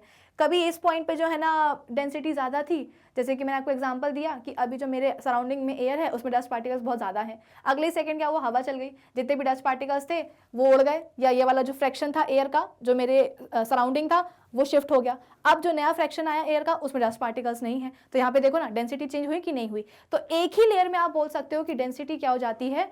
चेंज हो सकती है। ठीक है, लेकिन हाँ अगर हम बात करेंगे डिफरेंट लेयर्स की, तो डिफरेंट लेयर्स की जो डेंसिटी है आपस में चेंज नहीं होगी। ऐसा नहीं होगा कि ऊपर वाली लेयर पहले 1 सेकंड में उसकी डेंसिटी मिनिमम है, नीचे वाली की मैक्सिमम है, अगले सेकंड जो है ना इसकी मैक्सिमम हो जाएगी, इसकी मिनिमम हो जाएगी। ऐसा नहीं होता। तो कंफ्यूज मत हो जाना कि मैम ने क्या बता दिया कि डेंसिटीज कैसे चेंज हो रही है। सेम लेयर में रह करके जो डेंसिटी है एयर की वो चेंज हो सकती है, लेकिन हाँ अलग अलग लेयर्स की अगर हम बात करेंगे तो अलग अलग लेयर्स की जो डेंसिटी होती है वो फिक्स्ड होती है। अगर ऊपर वाले की मिनिमम है और नीचे वाले की मैक्सिमम है तो हमेशा यही ही रहेगी। ऐसा नहीं होगा कि ऊपर वाले की कभी मैक्सिमम हो जाए और नीचे वाले की मिनिमम हो जाए, या कभी बीच वाली की मैक्सिमम हो जाए, ऐसा नहीं होता। ठीक है, तो जब भी स्टार से आप बोल सकते हो कि स्टारलाइट आती है अर्थ के एटमॉस्फेयर में, तो अर्थ के एटमॉस्फेयर में हम बोलते हैं कि कई सारी एटमॉस्फेरिक लेयर्स को क्या करना पड़ता है? स्टारलाइट को क्रॉस करना पड़ता है। ठीक है, और अलग अलग डेंसिटीज़ की रहती हैं ये सभी एटमॉस्फेरिक लेयर्स। तो अलग अलग डेंसिटीज़ पे रहने के कारण क्या होता है ना कि ये अपने पास से क्या हो जाती हैं? डेविएट हो जाती है। हम सबको पता है कि भाई जब लाइट है डेंसर से रेयरर मीडियम में जाती है तो क्या होता है? नॉर्मल से दूर भाग जाएगी। कभी कोई लाइट रेयरर से डेंसर मीडियम में जाती है तो नॉर्मल की तरफ बेंड हो जाती है। तो ये बेंडिंग जो है ना लाइट की चलती रहती है। हमको ऐसा लगता है कि जो स्टार की जो लाइट है ना वो सीधे सीधे हमारी आंखों तक पड़ रही है, जबकि स्टार की लाइट सीधे सीधे नहीं आती है। वो तो कई बार अपना रास्ता जो है ना बीच में आप बोल सकते हो कि चेंज करते करते हमारी आंखों तक पहुंचती है। तो कई बार रास्ते में स्टार की जो लाइट है वो अपना रास्ता चेंज करती है, अपने पाथ से डेविएट हो जाती है, क्योंकि अलग अलग लेयर में घुसना है, अलग अलग लेयर की डेंसिटी अलग अलग है। प्लस हम बोल रहे हैं कि एक ही लेयर की जो डेंसिटी है वो अगले ही सेकंड में क्या हो सकती है? एक पर्टिकुलर पॉइंट में चेंज हो सकती है। हवा चल गई, हो गई डेंसिटी चेंज, क्या कर लोगे आप? तो स्टार की लाइट ऐसे सीधे सीधे नहीं पहुंचती है, वो हम बोलते हैं कि कई बार अपने पाथ से डेविएट होते होते होते एक ऐसा जिग जैग रास्ता बनाते बनाते हमारी आंखों तक पहुंचती है। ठीक है। तो स्टार ट्विंकल क्यों करते हैं? क्योंकि कभी कभी आप बोल सकते हो कि एग्जाम्पल के लिए मैंने आपको बताया कि इनिशियली हमारे पास स्टार लाइट की वो स्टार लाइट आ रही थी, 4 रेज आ रही थी, अगले सेकंड में क्या हुआ, 2 ही पहुंची। क्यों 2 पहुंची? 2 रिफ्लेक्ट हो गई, ठीक है, लाइट अपने पाथ से डेविएट हो गई। तो इसका सही जवाब क्या होगा? Reflection of light by different layers of varying reflective indices, ठीक है।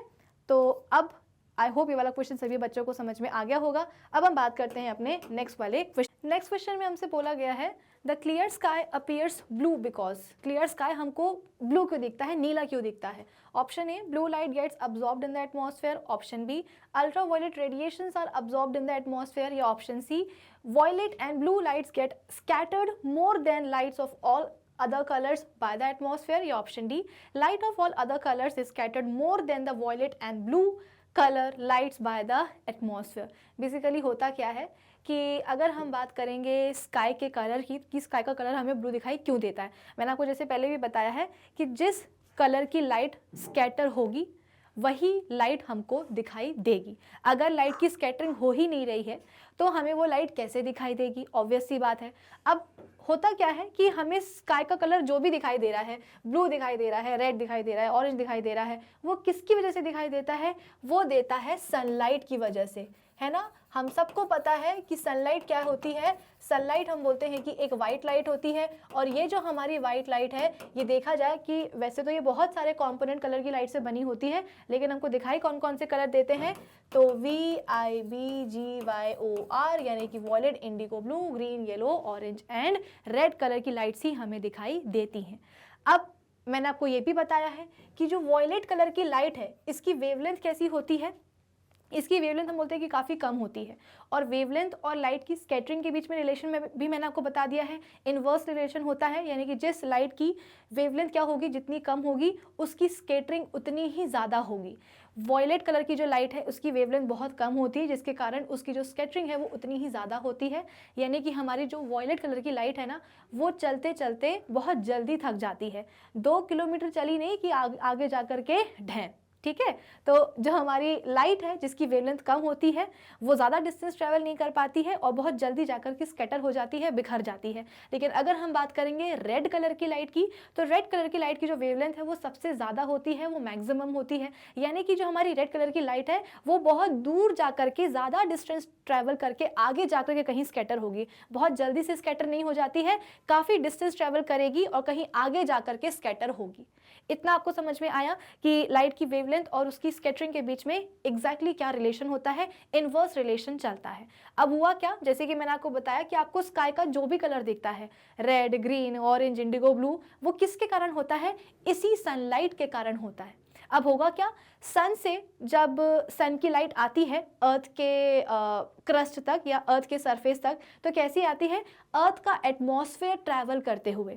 जैसे कि हमने देखा था अभी अभी अपने प्रीवियस क्वेश्चन में, स्टार की जो स्टारलाइट थी वो भी हम तक कैसे आ रही थी? अर्थ का एटमॉस्फेयर को क्रॉस करते हुए आ रही थी। सिमिलरली सन की भी जो सनलाइट होगी वो हम तक कैसे आएगी? अर्थ का एटमॉस्फेयर क्रॉस करते हुए आएगी, ठीक है। अब होगा क्या कि जैसे ही सनलाइट आई, ठीक है, जैसे ही सनलाइट आई, सबसे पहले सनलाइट के अंदर ये जो वॉयलेट कलर की लाइट होगी ना, ये सबसे पहले जो है ना हार मान जाएगी। क्यों हार मान जाएगी? क्योंकि इसकी वेवलेंथ कम है ना, तो ये ज़्यादा डिस्टेंस ट्रैवल कर ही नहीं पाएगी, जिसकी वजह से क्या होगा, ज़्यादा डिस्टेंस इसने ट्रैवल नहीं किया और कहीं जाकर के ये स्कैटर हो गई। तो सबसे पहले हम बोलते हैं कि इन सभी डिफरेंट कलर की लाइट्स में वॉयलेट कलर की जो लाइट है वो क्या हो जाती है? स्कैटर हो जाती है। फिर इसके बाद में वॉयलेट से थोड़ी ज़्यादा बड़ी वेवलेंथ किसकी होती है? इंडिगो की होती है। तो एक बार वॉयलेट कलर की लाइट क्या हो गई? स्कैटर हो गई। इसके बाद में इंडिगो की लाइट आती है और इंडिगो कलर की जो लाइट है वो थोड़े से और आगे तक जाएगी और वहाँ जाकर के स्कैटर हो जाएगी। फिर इसके बाद में अल्टीमेटली कौन आता है? ब्लू कलर की लाइट आती है। ब्लू कलर की जो लाइट है, माना कि इसकी वेवलेंथ वॉयलेट और इंडिगो से थोड़ी ज़्यादा है, लेकिन ग्रीन, येलो, ऑरेंज और रेड से क्या है? कम है। इसका मतलब क्या कि जो ब्लू कलर की लाइट है वो वॉयलेट और इंडिगो कलर की लाइट से थोड़ा सा और ज़्यादा डिस्टेंस ट्रेवल करेगी और कहीं और आगे जाकर के क्या हो जाएगी? फैल जाएगी, यानी कि स्कैटर हो जाएगी। अब जिस टाइम पे ब्लू कलर की लाइट हम बोलते हैं कि स्कैटर होती है ना, तो इतने अच्छे तरीके से स्कैटर होती है कि पूरा का पूरा जो आसमान है ना वो हमको नीला दिखाई देने लगता है। ऐसा नहीं है कि ग्रीन, येलो, ऑरेंज और रेड कलर की जो लाइट है उसकी स्कैटरिंग नहीं होगी, उसकी भी स्कैटरिंग होगी, लेकिन जो कि इन सभी लाइट्स की जो वेवलेंथ है वो ब्लू से कैसी है, ज़्यादा है, तो ये सभी की सभी लाइट जो है ना कहीं और आगे जाकर के स्कैटर होंगी। अब इससे पहले कि ये स्कैटर हो, ब्लू कलर की लाइट ऑलरेडी स्कैटर हो चुकी रहेगी, जिसके कारण पूरा आसमान जो है ना वो ब्लू दिखाई देने लगेगा हमको। जो ब्लू कलर है वो पूरा छा जाएगा स्काई में या आसमान में, तो हमको आसमान कैसा दिखाई देगा, ब्लू कलर का दिखाई देगा। तो ऐसा नहीं है कि ग्रीन, येलो, ऑरेंज और रेड की स्कैटरिंग नहीं होगी, इनकी भी होगी, लेकिन सबसे ज़्यादा हम बोलते हैं कि वॉयलेट, इंडिगो और ब्लू कलर की लाइट की हम बोलते हैं कि स्कैटरिंग हो चुकी रहेगी। सबसे पहले इनकी होगी और अच्छी तरीके से हो चुकी रहेगी, क्योंकि इनकी वेवलेंथ कम होती है ना। वेवलेंथ कम है इसका मतलब क्या कि ज़्यादा डिस्टेंस ये ट्रैवल कर ही नहीं पाएंगे। जैसे ही सन की सनलाइट हमारे अर्थ के एटमॉस्फेयर में एंटर करेगी, ऑलरेडी ये अपने हिसाब का डिस्टेंस ट्रैवल कर चुके रहेंगे और उसके बाद में क्या होगा, ये स्कैटर हो जाएंगे। तो ये वाले जो कलर्स हैं ग्रीन के बाद वाले, वो आगे जाके कहीं और स्कैटर होंगे, लेकिन इनकी स्कैटरिंग के पहले ऑलरेडी ये सब स्कैटर हो चुके रहेंगे और बहुत अच्छी तरीके से हो चुके रहेंगे, जिसके कारण हम बोलते हैं कि पूरा आसमान ब्लू चमकने लगेगा। तो मेरे हिसाब से इस सवाल का सही जवाब होना चाहिए ऑप्शन सी, कि वॉयलेट एंड ब्लू कलर की जो लाइट्स हैं वो ज़्यादा स्कैटर होती हैं मोर than lights of all other colours by the atmosphere. ये भी होंगी लेकिन उतने अच्छे तरीके से नहीं, क्योंकि इनकी वेवलेंथ ज़्यादा है ना, तो कहीं दूर जाकर के स्कैटर होगी, क्योंकि इनको बेसिकली आप बोल सकते हो कि स्कैटर होने के लिए ना ज़्यादा डिस्टेंस चाहिए है। जब तक ये अपने हिसाब का डिस्टेंस ट्रैवल नहीं कर लेंगी ना, तब तक ये स्कैटर नहीं होंगी, क्योंकि इनकी वेवलेंथ ज़्यादा है ना, तो ये ज़्यादा डिस्टेंस ट्रैवल करेंगी, और जब तक अपने हिसाब का डिस्टेंस ट्रैवल नहीं कर लेती हैं तब तक एटमॉस्फेयर में उतने अच्छे तरीके से स्कैटर नहीं हो पाएंगी। तो होंगी लेकिन बहुत दूर कहीं आगे जा करके, लेकिन इसके पहले तो ऑलरेडी लाइट्स, ब्लू कलर की लाइट, वॉयलेट कलर की लाइट स्कैटर हो चुकी है, तो हमको स्काई ब्लू कलर का दिखाई देगा। ठीक है, इस सवाल का सही जवाब क्या होगा, ऑप्शन सी। चलो अब इसके बाद में हम बात करते हैं अपने नेक्स्ट क्वेश्चन की, कि विच of the following statement is correct. Correct के बारे में पूछा गया है, सही स्टेटमेंट बताना है हमें, अंडरलाइन कर लो करेक्ट वर्ड को। Regarding the propagation of light of different colours of white light in air. ठीक है, बेसिकली हमसे पूछा जा रहा है कि व्हाइट लाइट के जो डिफरेंट कलर्स होते हैं ना, व्हाइट लाइट में जो डिफरेंट कलर की लाइट्स होती हैं, उनके बारे में कौन सा स्टेटमेंट सही है। Option A, red light moves fastest, ठीक है। Option B, blue light moves faster than green light. Option C, all the colours of the white light move with the same speed. या option D, yellow light moves with the mean speed at that of the red and the violet light. Basically होगा क्या ना, कि जैसे ही बच्चे हमारे first option पढ़ेंगे ना, जा करके इसी को टिक करके आ जाएंगे कि मैम हम तो सही आंसर जो है ना मार्क करके आए हैं। आपने बताया था कि रेड कलर की जो लाइट है इसकी जो वेवलेंथ है वो कैसी होती है, सबसे ज़्यादा होती है, जिसके कारण क्या होगा, जैसे ही हमारी लाइट, व्हाइट लाइट प्रिज्म के अंदर एंटर करेगी तो फ्रीक्वेंसी तो कांस्टेंट हो जाएगी, यानी कि वेलोसिटी किस पे डिपेंड करेगी, अब सिर्फ वेवलेंथ पे। तो इसकी वेवलेंथ ज़्यादा होती है, जिसके कारण हम बोलते हैं कि रेड लाइट की वेलोसिटी ज़्यादा हो जाएगी। और अगर वेलोसिटी ज़्यादा हो गई, इसका मतलब क्या कि रेड लाइट हमारी बहुत तेज़ी के साथ फास्टेस्ट मूव करेगी, है ना। तो जाकर के आप क्या करोगे, ऑप्शन ए को मार्क कराओगे। कुछ बच्चे क्या करेंगे, मेरे कहने पर, जैसे कि मैं हमेशा आपसे बोलती हूँ कि सारे ऑप्शंस को रीड करना ज़रूरी होता है ना, तो मेरे कहने पर क्या करेंगे, ऑप्शन बी भी पढ़ लेंगे कि मैम ब्लू लाइट जो है वो ज़्यादा तेज़ी के साथ मूव करती है ग्रीन लाइट से। तो आप बोलोगे कि नहीं मैम, हमको तो पता है कि जिसकी वेवलेंथ ज़्यादा होती है वो ज़्यादा वेलोसिटी के साथ मूव करता है। अब ब्लू लाइट की जो वेवलेंथ है वो ग्रीन से क्या होती है, कम होती है। इसका मतलब क्या कि उसकी वेलोसिटी कम होगी। तो हाँ, ये वाला ऑप्शन तो गलत है। तो कुल मिलाकर के हमको तो ए ऑप्शन समझ में आ रहा है, क्योंकि बी गलत है। हम तो जाकर के जो है ना ए को ही मार्क कराएंगे, लेकिन ऐसा नहीं करना। क्यों नहीं करना, क्योंकि सवाल को ध्यान से पढ़ो। इसमें बोला जा रहा है कि विच of the following statements is correct regarding the propagation of light of different colours of white light in air. Air के बारे में बोला जा रहा है। मैंने आपको क्या समझाया था, इसीलिए मैंने ना सेशन की शुरुआत में आपको पूरा लाइट का जो डिस्पर्जन वगैरह जो प्रोसेस होती है ना, वो मैंने आपको अच्छी तरीके से समझा दी। कुछ बच्चों को लगा होगा कि मैम ये सब समझाने की ज़रूरत क्या है, आप तो फटाफट जो है ना क्वेश्चन सॉल्व करवाओ। जब आपको कंसेप्ट ही क्लियर नहीं होगा तो आप सिंपल क्वेश्चन भी अच्छे से नहीं जो है ना सॉल्व कर पाओगे। इसलिए मैंने सेशन की स्टार्टिंग में ही आपको डिस्पर्जन की पूरी प्रोसेस समझा दी कि कोई कंफ्यूजन ना रह जाए। जिस बच्चे ने डिस्पर्जन अभी तक नहीं भी पढ़ा होगा वो भी इस सेशन को देख सकता है, क्योंकि मैंने स्टार्टिंग में ही डिस्पर्जन पूरा का पूरा आपको एक्सप्लेन कर दिया। क्या सीखा था हमने सेशन की शुरुआत में कि व्हाइट लाइट, हमको पता है कि व्हाइट लाइट जो है ना बहुत सारे कलर की लाइट्स की बनी होती है, लेकिन जब वो व्हाइट लाइट हमारी एयर में ट्रेवल करती है तब हमको उसके कॉम्पोनेंट कलर्स दिखाई नहीं देते हैं। क्यों नहीं दिखाई देते हैं? क्योंकि उस समय हम बोलते हैं कि सभी के सभी जो कलरफुल लाइट्स है ना व्हाइट लाइट की, उन सभी की वेलोसिटी एक जैसी होती है। वेलोसिटी किसके बराबर होती है? फ्रीक्वेंसी और वेवलेंथ के प्रोडक्ट के बराबर होती है। तो हम बोलते हैं कि सभी कलरफुल लाइट्स की जो वेवलेंथ है वो अलग अलग होती है। वॉयलेट की मिनिमम है, रेड की मैक्सिमम है, लेकिन फ्रीक्वेंसी अपने आप को कुछ इस तरीके से चेंज करती है जिसके कारण सभी जो कलरफुल लाइट्स हैं व्हाइट लाइट की, उनकी वेलोसिटी क्या हो जाती है? एक बराबर हो जाती है, जिसके कारण सभी के सभी कलरफुल लाइट्स जो हैं आप बोल सकते हो कि एयर में या हाँ एयर में आप बोल सकते हो कि एक साथ ट्रेवल करती हैं, एक वेलोसिटी के साथ ट्रेवल करती हैं। इसीलिए व्हाइट लाइट के जो कंपोनेंट कलर्स हैं वो हमको एयर में अलग अलग दिखाई नहीं देते हैं। जब बात आती है प्रिज्म के अंदर घुसने की, तो हाँ डेफिनेटली प्रिज्म में हमको बोलते हैं कि हमको व्हाइट लाइट के कंपोनेंट कलर्स हमें दिखाई देते हैं। क्यों दिखाई देते हैं? क्योंकि प्रिज्म के अंदर क्या होता है, फ्रीक्वेंसी अपने आप को चेंज करने से मना कर देती है। तो उस समय वेलोसिटी किसके ऊपर डिपेंडेंट होगी? वेवलेंथ के ऊपर। जिस लाइट की जैसी वेवलेंथ होगी उसकी वैसी वेलोसिटी हो जाएगी। तो अलग अलग वेलोसिटीज होने के कारण कलरफुल लाइट्स की जो व्हाइट लाइट है वो क्या हो जाती है? डिस्पर्स हो जाती है। लेकिन इस सवाल में हमसे पूछा जा रहा है कि एयर में क्या होता है।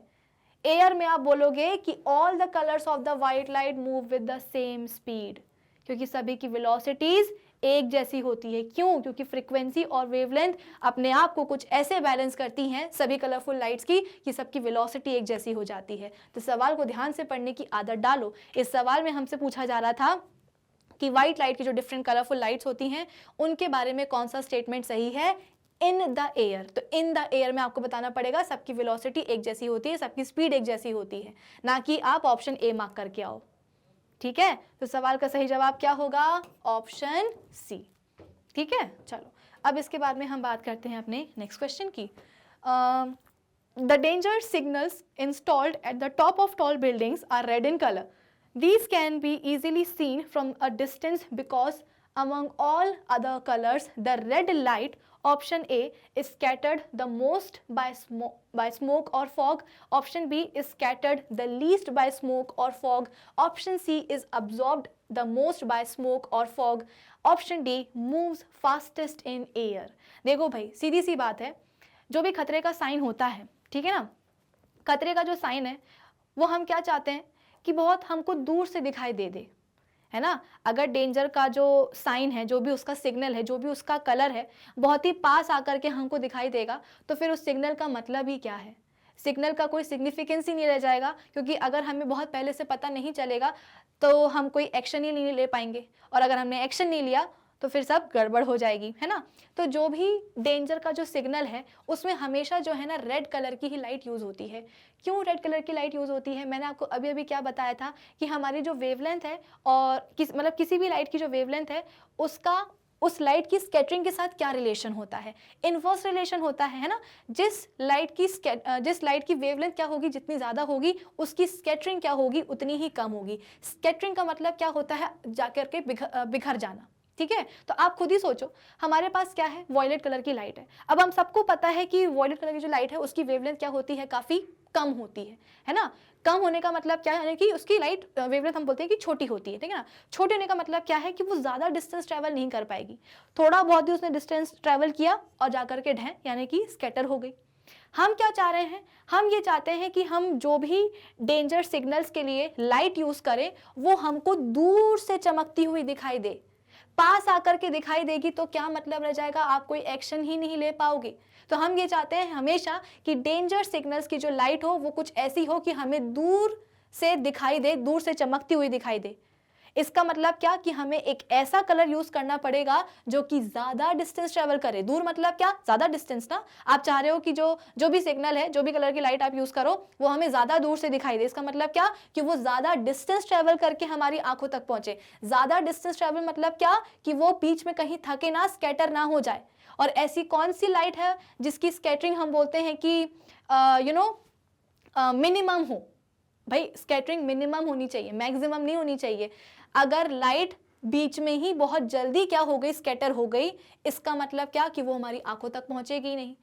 इसलिए हम बोल रहे हैं कि उसकी स्कैटरिंग कैसी होनी चाहिए, मिनिमम होनी चाहिए, सबसे कम होनी चाहिए। मैक्सिमम हम चाहते हैं कि वो लाइट क्या करे, दूर तक जो है डिस्टेंस ट्रैवल करके हमारी आंखों तक पहुंचे, यानी कि उसकी स्कैटरिंग कम हो। और स्कैटरिंग किस लाइट की कम होती है, जिसकी वेवलेंथ ज्यादा होती है। और वेवलेंथ ज्यादा किसकी होती है, रेड कलर की लाइट की। खुद ही सोचो ना, सपोज आप के पास आप बोल सकते हो कि एक बिल्डिंग है, ठीक है, यहाँ पे हमने क्या बना दी, एक बिल्डिंग बना दी, और आप यहाँ खड़े हो, ठीक है।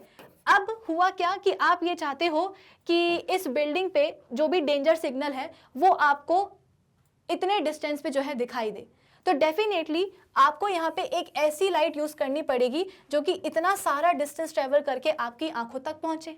अब अगर आपने इसकी जगह क्या ले लिया, वॉयलेट कलर की लाइट ले ली, आपने सोचा कि यार ये जो कलर है ना ये बड़ा सुंदर होता है, तो हम इसी कलर की लाइट लेते हैं। अब इसकी तो हम बोलते हैं कि वेवलेंथ ही छोटी होती है। इसका मतलब क्या कि ये तो 2 किलोमीटर डिस्टेंस ट्रेवल करके जो है ना थक जाएगी, और वहीं की वहीं हम बोलते हैं कि बिखर जाएगी, तो वो हमको लाइट दिखेगी ही नहीं दूर से। इसलिए हम क्या करते हैं, हम एक ऐसी लाइट लेते हैं जिसकी स्कैटरिंग कम हो, यानी कि वो स्कैटर तो हो लेकिन बहुत आगे जाकर के स्कैटर हो, काफ़ी डिस्टेंस ट्रैवल करके स्कैटर हो। ऐसी स्कैटरिंग हो कि कम से कम वो हमारी आंखों तक तो पहुंचे। इसका मतलब क्या कि एक ऐसी लाइट जिसकी वेवलेंथ क्या होनी चाहिए, वेवलेंथ हम बोलते हैं कि ज़्यादा होनी चाहिए। इसलिए हम रेड कलर की लाइट लेते हैं क्योंकि इसकी वेवलेंथ क्या होती है, ज़्यादा होती है, तो ज़्यादा डिस्टेंस ट्रैवल करके हमारी आंखों तक पहुंचेगी। इसका मतलब क्या कि उसकी स्कैटरिंग क्या होगी, मिनिमम होगी, या आप बोल सकते हो कि सबसे कम हो। तो ऐसी लाइट जिसकी स्कैटरिंग हम बोलते हैं कि कम हो, यानी कि उसकी वेवलेंथ ज़्यादा हो, ऐसी लाइट को हम डेंजर सिग्नल्स में यूज़ करते हैं, ठीक है। तो इस सवाल का सही जवाब क्या होना चाहिए कि रेड लाइट का यूज़ क्यों किया जाता है, because red light is scattered the least by smoke और फॉग। स्मोक और फॉग से हम बोलते हैं कि इसकी स्कैटरिंग क्या होती है, सबसे कम होती है। सबसे कम होने का मतलब क्या है कि ये ज़्यादा डिस्टेंस ट्रेवल करके दूर तक हमारी आंखों तक पहुंचती है, और इसीलिए तो हम डेंजर सिग्नल्स में रेड लाइट का यूज़ करते हैं। तो इस सवाल का सही जवाब क्या होना चाहिए, option B, is scattered the least by smoke और फॉग। सॉर्टेड। चलो अब इसके बाद में हम बात करते हैं अपने नेक्स्ट क्वेश्चन की। Which of the following phenomena contributes significantly to the reddish appearance of the sun at sunrise or sunset? Sunrise और sunset पे हम बोलते हैं कि हमको जो कलर है वो रेडिश या ऑरेंज कलर का क्यों दिखता है। स्काई का कलर, मून का कलर, सन का कलर या स्काई का कलर हमको रेडिश या ऑरेंज कलर का क्यों दिखता है सनराइज और सनसेट पे। तो ऑब्वियस सी बात है, होता क्या है कि जब भी सनराइज और सनसेट की बारी आती है, तो सपोज ये क्या है, हमारा अर्थ है, ठीक है, ये क्या है, हमारी अर्थ है, और ये क्या है, हमारा सन है। तो जब भी हम सनराइज और सनसेट की बात करते हैं तो सन और अर्थ के बीच का जो डिस्टेंस है ना, ये क्या होता है, काफ़ी ज़्यादा हो जाता है। At the time of sunrise और sunset distance between sun and the earth काफ़ी ज़्यादा रहता है। इसका मतलब क्या कि सन से जो भी सनलाइट आएगी अर्थ के एटमॉस्फेयर को क्रॉस करते हुए, उस सनलाइट को ज़्यादा डिस्टेंस ट्रैवल करना पड़ेगा। अब हम सबको पता है कि सनलाइट में कौन कौन सी कलर की लाइट छुपी रहती हैं, VIBGYOR, है ना। ये वाली लाइट्स हम बोलते हैं कि छुपी होती हैं सन की सनलाइट में। अब होगा क्या, सबसे पहले तो हम बोलते हैं कि ये जो वॉयलेट कलर की लाइट है ना, ये सबसे पहले जाकर के स्कैटर हो जाएगी। क्यों, वेवलेंथ छोटी होती है ना। वेवलेंथ छोटी होती है तो ज़रा सा डिस्टेंस ट्रैवल करा नहीं कि बीच में ही थक गई, थकने के कारण क्या होगा, स्कैटर हो जाएगी, और यहाँ कहीं जाकर के स्कैटर हो गई। फिर इसके बाद में हम बोलते हैं कि वॉयलेट के बाद में कौन है, इंडिगो है। इंडिगो बोलेगी कि ठीक है भाई, इंडिगो का जो हम बोलते हैं कि वेवलेंथ है वो कैसा है, वो हम बोलते हैं कि वॉयलेट से थोड़ा सा ज़्यादा है, यानी कि इंडिगो कलर की जो लाइट होगी ना वो भी स्कैटर होगी, लेकिन कहाँ स्कैटर होगी, थोड़ा सा और डिस्टेंस ट्रेवल कर लेगी as compare to violet light, और यहाँ कहीं जाकर के क्या हो जाएगी, स्कैटर हो जाएगी। ठीक है, यहाँ कहीं जाकर के हम बोलते हैं कि स्कैटर हो जाएगी। फिर इसके बाद में कौन आएगी, ब्लू कलर की लाइट आएगी। अब इसकी वेवलेंथ हम बोलते हैं कि वॉयलेट और इंडिगो से ज़्यादा, यानी कि ये ज़्यादा डिस्टेंस ट्रैवल करेगी, तो ब्लू कलर की लाइट हम बोलते हैं कि कहीं सपोज यहाँ जाकर के क्या हो गई है, स्कैटर हो गई है। फिर ब्लू के बाद कौन आएगी, ब्लू के बाद हम बोलते हैं कि ग्रीन कलर की लाइट आएगी। ठीक है। ग्रीन कलर की लाइट की वेवलेंथ हम बोलते हैं कि इन तीनों से ज़्यादा है, इसका मतलब क्या कि ग्रीन कलर की लाइट कहीं यहाँ जा करके स्कैटर होगी। फिर ग्रीन के बाद कौन आता है, ग्रीन के बाद आता है येलो कलर। येलो कलर की लाइट हम बोलते हैं कि इसकी वेवलेंथ इन चारों से ज़्यादा है, इसका मतलब क्या कि येलो कलर की लाइट थोड़ा सा और ज़्यादा डिस्टेंस ट्रेवल करेगी और कहीं यहाँ जा करके क्या होगी, स्कैटर होगी। आप सभी को समझ में आ रहा है ना कि लाइट की स्कैटरिंग किस तरीके से हो रही है। हम सबको पता है कि सनराइज और सनसेट के टाइम पे अर्थ और सन के बीच का जो डिस्टेंस है वो ज़्यादा रहता है, यानी कि सनलाइट जो आती है सन से उसको अब ज़्यादा डिस्टेंस ट्रैवल करना है। तो सबसे पहले सनलाइट के अंदर ये 7 कलर की लाइट छुपी होती हैं। सबसे पहले हम बोलते हैं कि वॉयलेट कलर की लाइट स्कैटर होगी क्योंकि उसकी वेवलेंथ सबसे कम है, थोड़ा सा डिस्टेंस ट्रैवल करने के बाद स्कैटर हो जाएगी, बिखर जाएगी। इसके बाद में इंडिगो होगी, इसके बाद में ब्लू होगी। ग्रीन कलर की लाइट के लिए हम बोलते हैं कि इन जो ग्रीन कलर है उसकी जो वेवलेंथ है वो इन तीनों से ज़्यादा है, इसका मतलब क्या कि ये थोड़ा सा और डिस्टेंस ट्रेवल करेगी, कहीं आगे जाकर के स्कैटर होगी। अगर हम बात करेंगे येलो कलर की लाइट की तो इसका जो वेवलेंथ है इन चारों से ज़्यादा है, इसका मतलब क्या कि ये थोड़ा सा और डिस्टेंस ट्रेवल करेगी, कहीं और आगे जाकर के स्कैटर होगी। अल्टीमेटली हमारे पास कौन आता है, ऑरेंज कलर की लाइट आती है। इसकी जो वेवलेंथ है ऑरेंज कलर की लाइट की वेवलेंथ, इसकी वेवलेंथ इन सबसे कैसी है, ज्यादा है, इसका मतलब क्या कि ये थोड़ा सा और डिस्टेंस ट्रेवल करेगी, कहीं और आगे जाकर के स्कैटर होगी। तो ये लो, ये हम बोलते हैं कि यहाँ पे ऑरेंज कलर की लाइट की क्या हो गई है, स्कैटरिंग हो गई है। और अल्टीमेटली हमारे पास आखिरी में कौन आया है, रेड कलर की लाइट आई है, ठीक है ना। रेड कलर की लाइट की हम बोलते हैं कि वेवलेंथ सबसे ज्यादा होगी, इसका मतलब क्या कि ये सबसे ज्यादा डिस्टेंस ट्रेवल करेगी और कहीं आगे जाकर के क्या होगी, स्कैटर होगी, कुछ इस तरीके से। तो हम कहाँ खड़े हैं, हम खड़े हैं अर्थ के सरफेस पे। तो हमको क्या दिखाई देगा, हमको अल्टीमेटली जो है ना रेड और ऑरेंज कलर की लाइट चमकती हुई दिखाई देगी। इसीलिए हमको सनराइज और सनसेट के टाइम पे स्काई या जो सन है उसका कलर जो है रेडिश या ऑरेंजिश दिखाई देता है। क्यों, क्योंकि ऑलरेडी जो पीछे वाली लाइट्स है ना वो तो थक चुकी हैं, ट्रैवल करते करते स्कैटर होते होते वो थक चुकी है ना। बचा कौन आखिरी में, ऑरेंज और रेड कलर की लाइट, ठीक है। तो जो स्कैटर होता है वही हमें दिखता है। तो आई होप ये वाला क्वेश्चन सभी को समझ में आ गया होगा कि क्यों हमें सनराइज और सनसेट के टाइम पे जो अपीयरेंस है वो कैसा दिखता है, रेडिश दिखता है।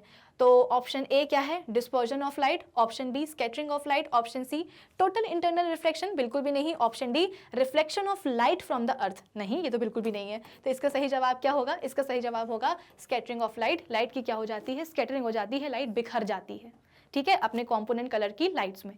चलो अब इसके बाद में हम आ जाते हैं अपने नेक्स्ट क्वेश्चन के ऊपर। नेक्स्ट क्वेश्चन क्या है, the bluish colour of water in deep sea is due to, deep sea में जो पानी का कलर है वो हमको ब्लू दिखाई क्यों देता है। एक्चुअली होता क्या है कि पानी की टेंडेंसी होती है कि जैसे ही पानी के सरफेस के ऊपर मैंने आपको बताया ना कि जो भी हमको कलर्स दिखाई दे रहे हैं ना अपने एटमॉस्फेयर में, वो किसके कारण दिखाई देते हैं, वो सनलाइट के कारण दिखाई देते हैं। क्योंकि दिखने में तो हमको लगता है कि सनलाइट कैसी है, काफ़ी वाइट है, काफ़ी सिंपल है, लेकिन उसके अंदर तो बहुत सारे कलर्स छुपे होते हैं। दिखते हमें केवल 7 है क्योंकि वो विजिबल कलर्स कहलाते हैं, बाकी हम बोलते हैं कि हमें दिखाई नहीं देते हैं, ठीक है। तो जो भी कलर्स आपको एटमॉस्फेयर में दिखाई दे रहे हैं वो मेजॉरिटी हम बोलते हैं कि सनलाइट के कारण ही दिखाई देते हैं। तो होता क्या है कि जैसे ही वाटर के सरफेस के ऊपर सनलाइट पड़ती है ना सन की, तो वाटर क्या करता है, जो पानी है ना इस सनलाइट को आप बोल सकते हो कि अब्जॉर्ब करने की कोशिश करता है।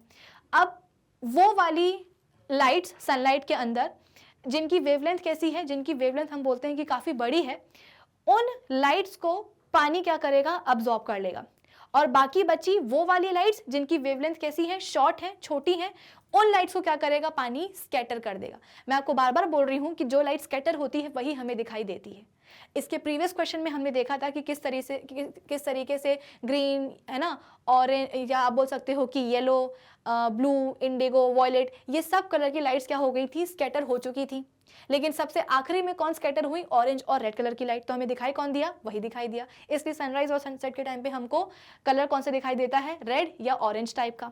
यहाँ पे हम बोल रहे हैं कि पानी की ये टेंडेंसी होती है कि जैसे ही पानी के सरफेस के ऊपर सनलाइट पड़ती है तो पानी क्या करता है, उस सनलाइट को अब्जॉर्ब करने की कोशिश करेगा, ठीक है। अब सनलाइट के अंदर हम बोलते हैं कि अलग अलग कलरफुल लाइट्स छुपी रहती हैं।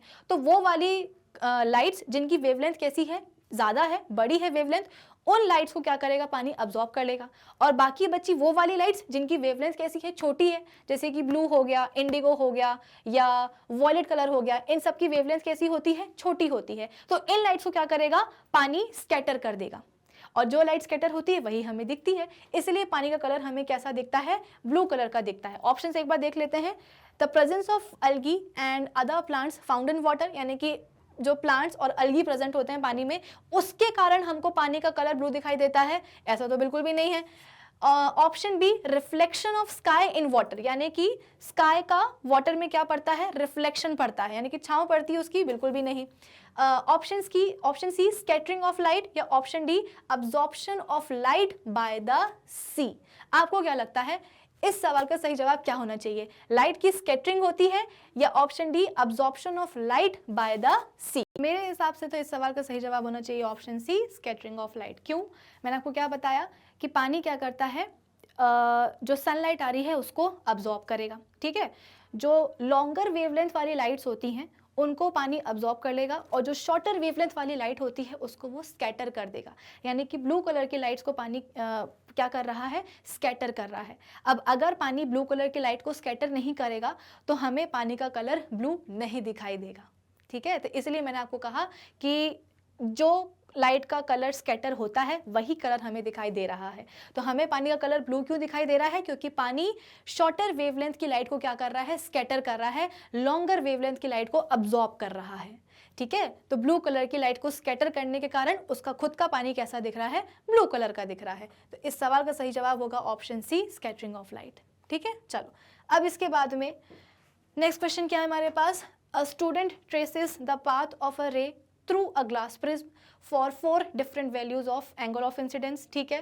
On analyzing the diagrams, he is likely to conclude that the emergent ray, option A, is always parallel to the incident ray, option B is always perpendicular to the incident ray, option C is always parallel to the refracted ray, या option D always bends at an angle to the direction of incident ray।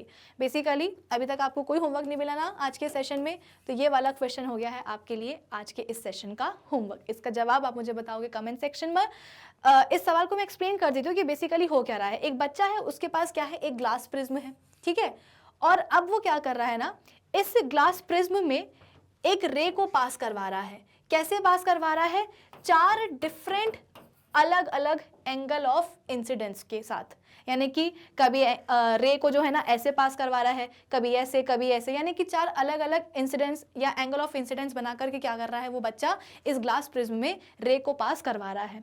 और हर बार वो note किसको कर रहा है, वो note कर रहा है इमर्जेंट रे को।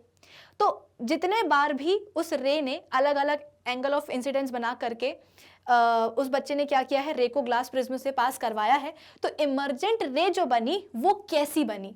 ऑप्शन ए, इंसिडेंट रे के हमेशा पैरेलल बनी, ऑप्शन बी, इंसिडेंट रे के परपेंडिकुलर बनी, ऑप्शन सी, रिफ्रैक्टेड रे के पैरेलल बनी, या option D, always bends at an angle to the direction of incident ray. इस सवाल का जवाब आप मुझे बताओगे कमेंट सेक्शन में। बहुत आसान सा ये है ये क्वेश्चन। मैं आपको हमेशा होमवर्क में ना ऐसे ही क्वेश्चंस देती हूँ जो कि थोड़े से इजी हूँ, आप पे थोड़ा सा लोड ना पड़े, है ना। डिफिकल्ट क्वेश्चंस तो मैं आपको सेशन में ही सॉल्व करवा देती हूँ। तो इसका जवाब आप मुझे बताओगे होमवर्क में। अब नेक्स्ट क्वेश्चन क्या है, a student is observing the diagram showing the path of a ray of light passing through a glass prism. He would find that for all the angle of incidence the ray of light bends towards the normal. Option A हम read कर रहे हैं, option A, towards the normal while entering into the prism and away from the normal while emerging out of the prism. एक काम करते हैं ना, इस क्वेश्चन को हम पहले थोड़ा सा डायग्राम से समझ लेते हैं। सपोज आपके पास क्या है, एक ग्लास प्रिज्म है, ठीक है। आपके पास एक प्रिज्म है जो कि किसका बना है, ग्लास का बना है। लिख भी देती हूँ यहाँ पे, ये क्या है, एक ग्लास प्रिज्म है। अब हुआ क्या, लाइट जो है ना इस पे क्या कर रही है, एंटर कर रही है, इंसिडेंट कर रही है। अब ऑब्वियस सी बात है, लाइट कहाँ से आ रही है, रे कहाँ से आ रही है, एयर से आ रही है। किसके अंदर जा रही है, प्रिज्म के अंदर। प्रिज्म किसका बना है, ग्लास का बना है, यानी कि ग्लास क्या हो गया, एक दूसरा मीडियम हो गया।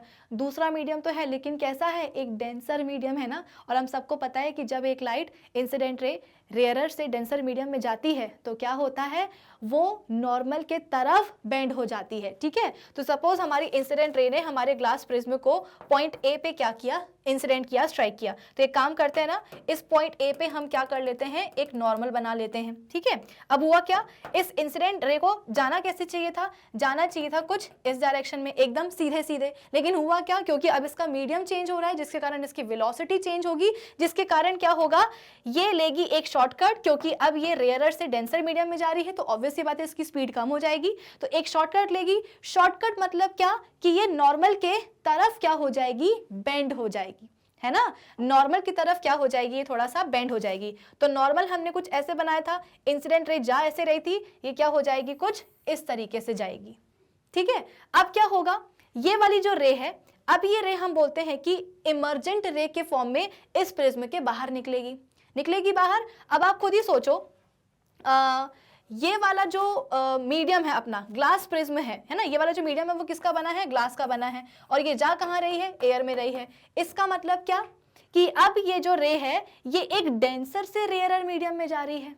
डेंसर से रेयरर मीडियम में जाने का मतलब क्या होता है कि लाइट जो है ना भाई, डेंसर से जब रेयरर मीडियम में जाती है लाइट तो उसकी स्पीड बढ़ जाती है। स्पीड बढ़ने का मतलब क्या है कि वो लेगी एक लॉन्ग रूट। लॉन्ग रूट लेने का मतलब क्या है, लॉन्ग रूट लेने का मतलब ये है कि अब हमारी जो लाइट है ना वो नॉर्मल से दूर चली जाएगी।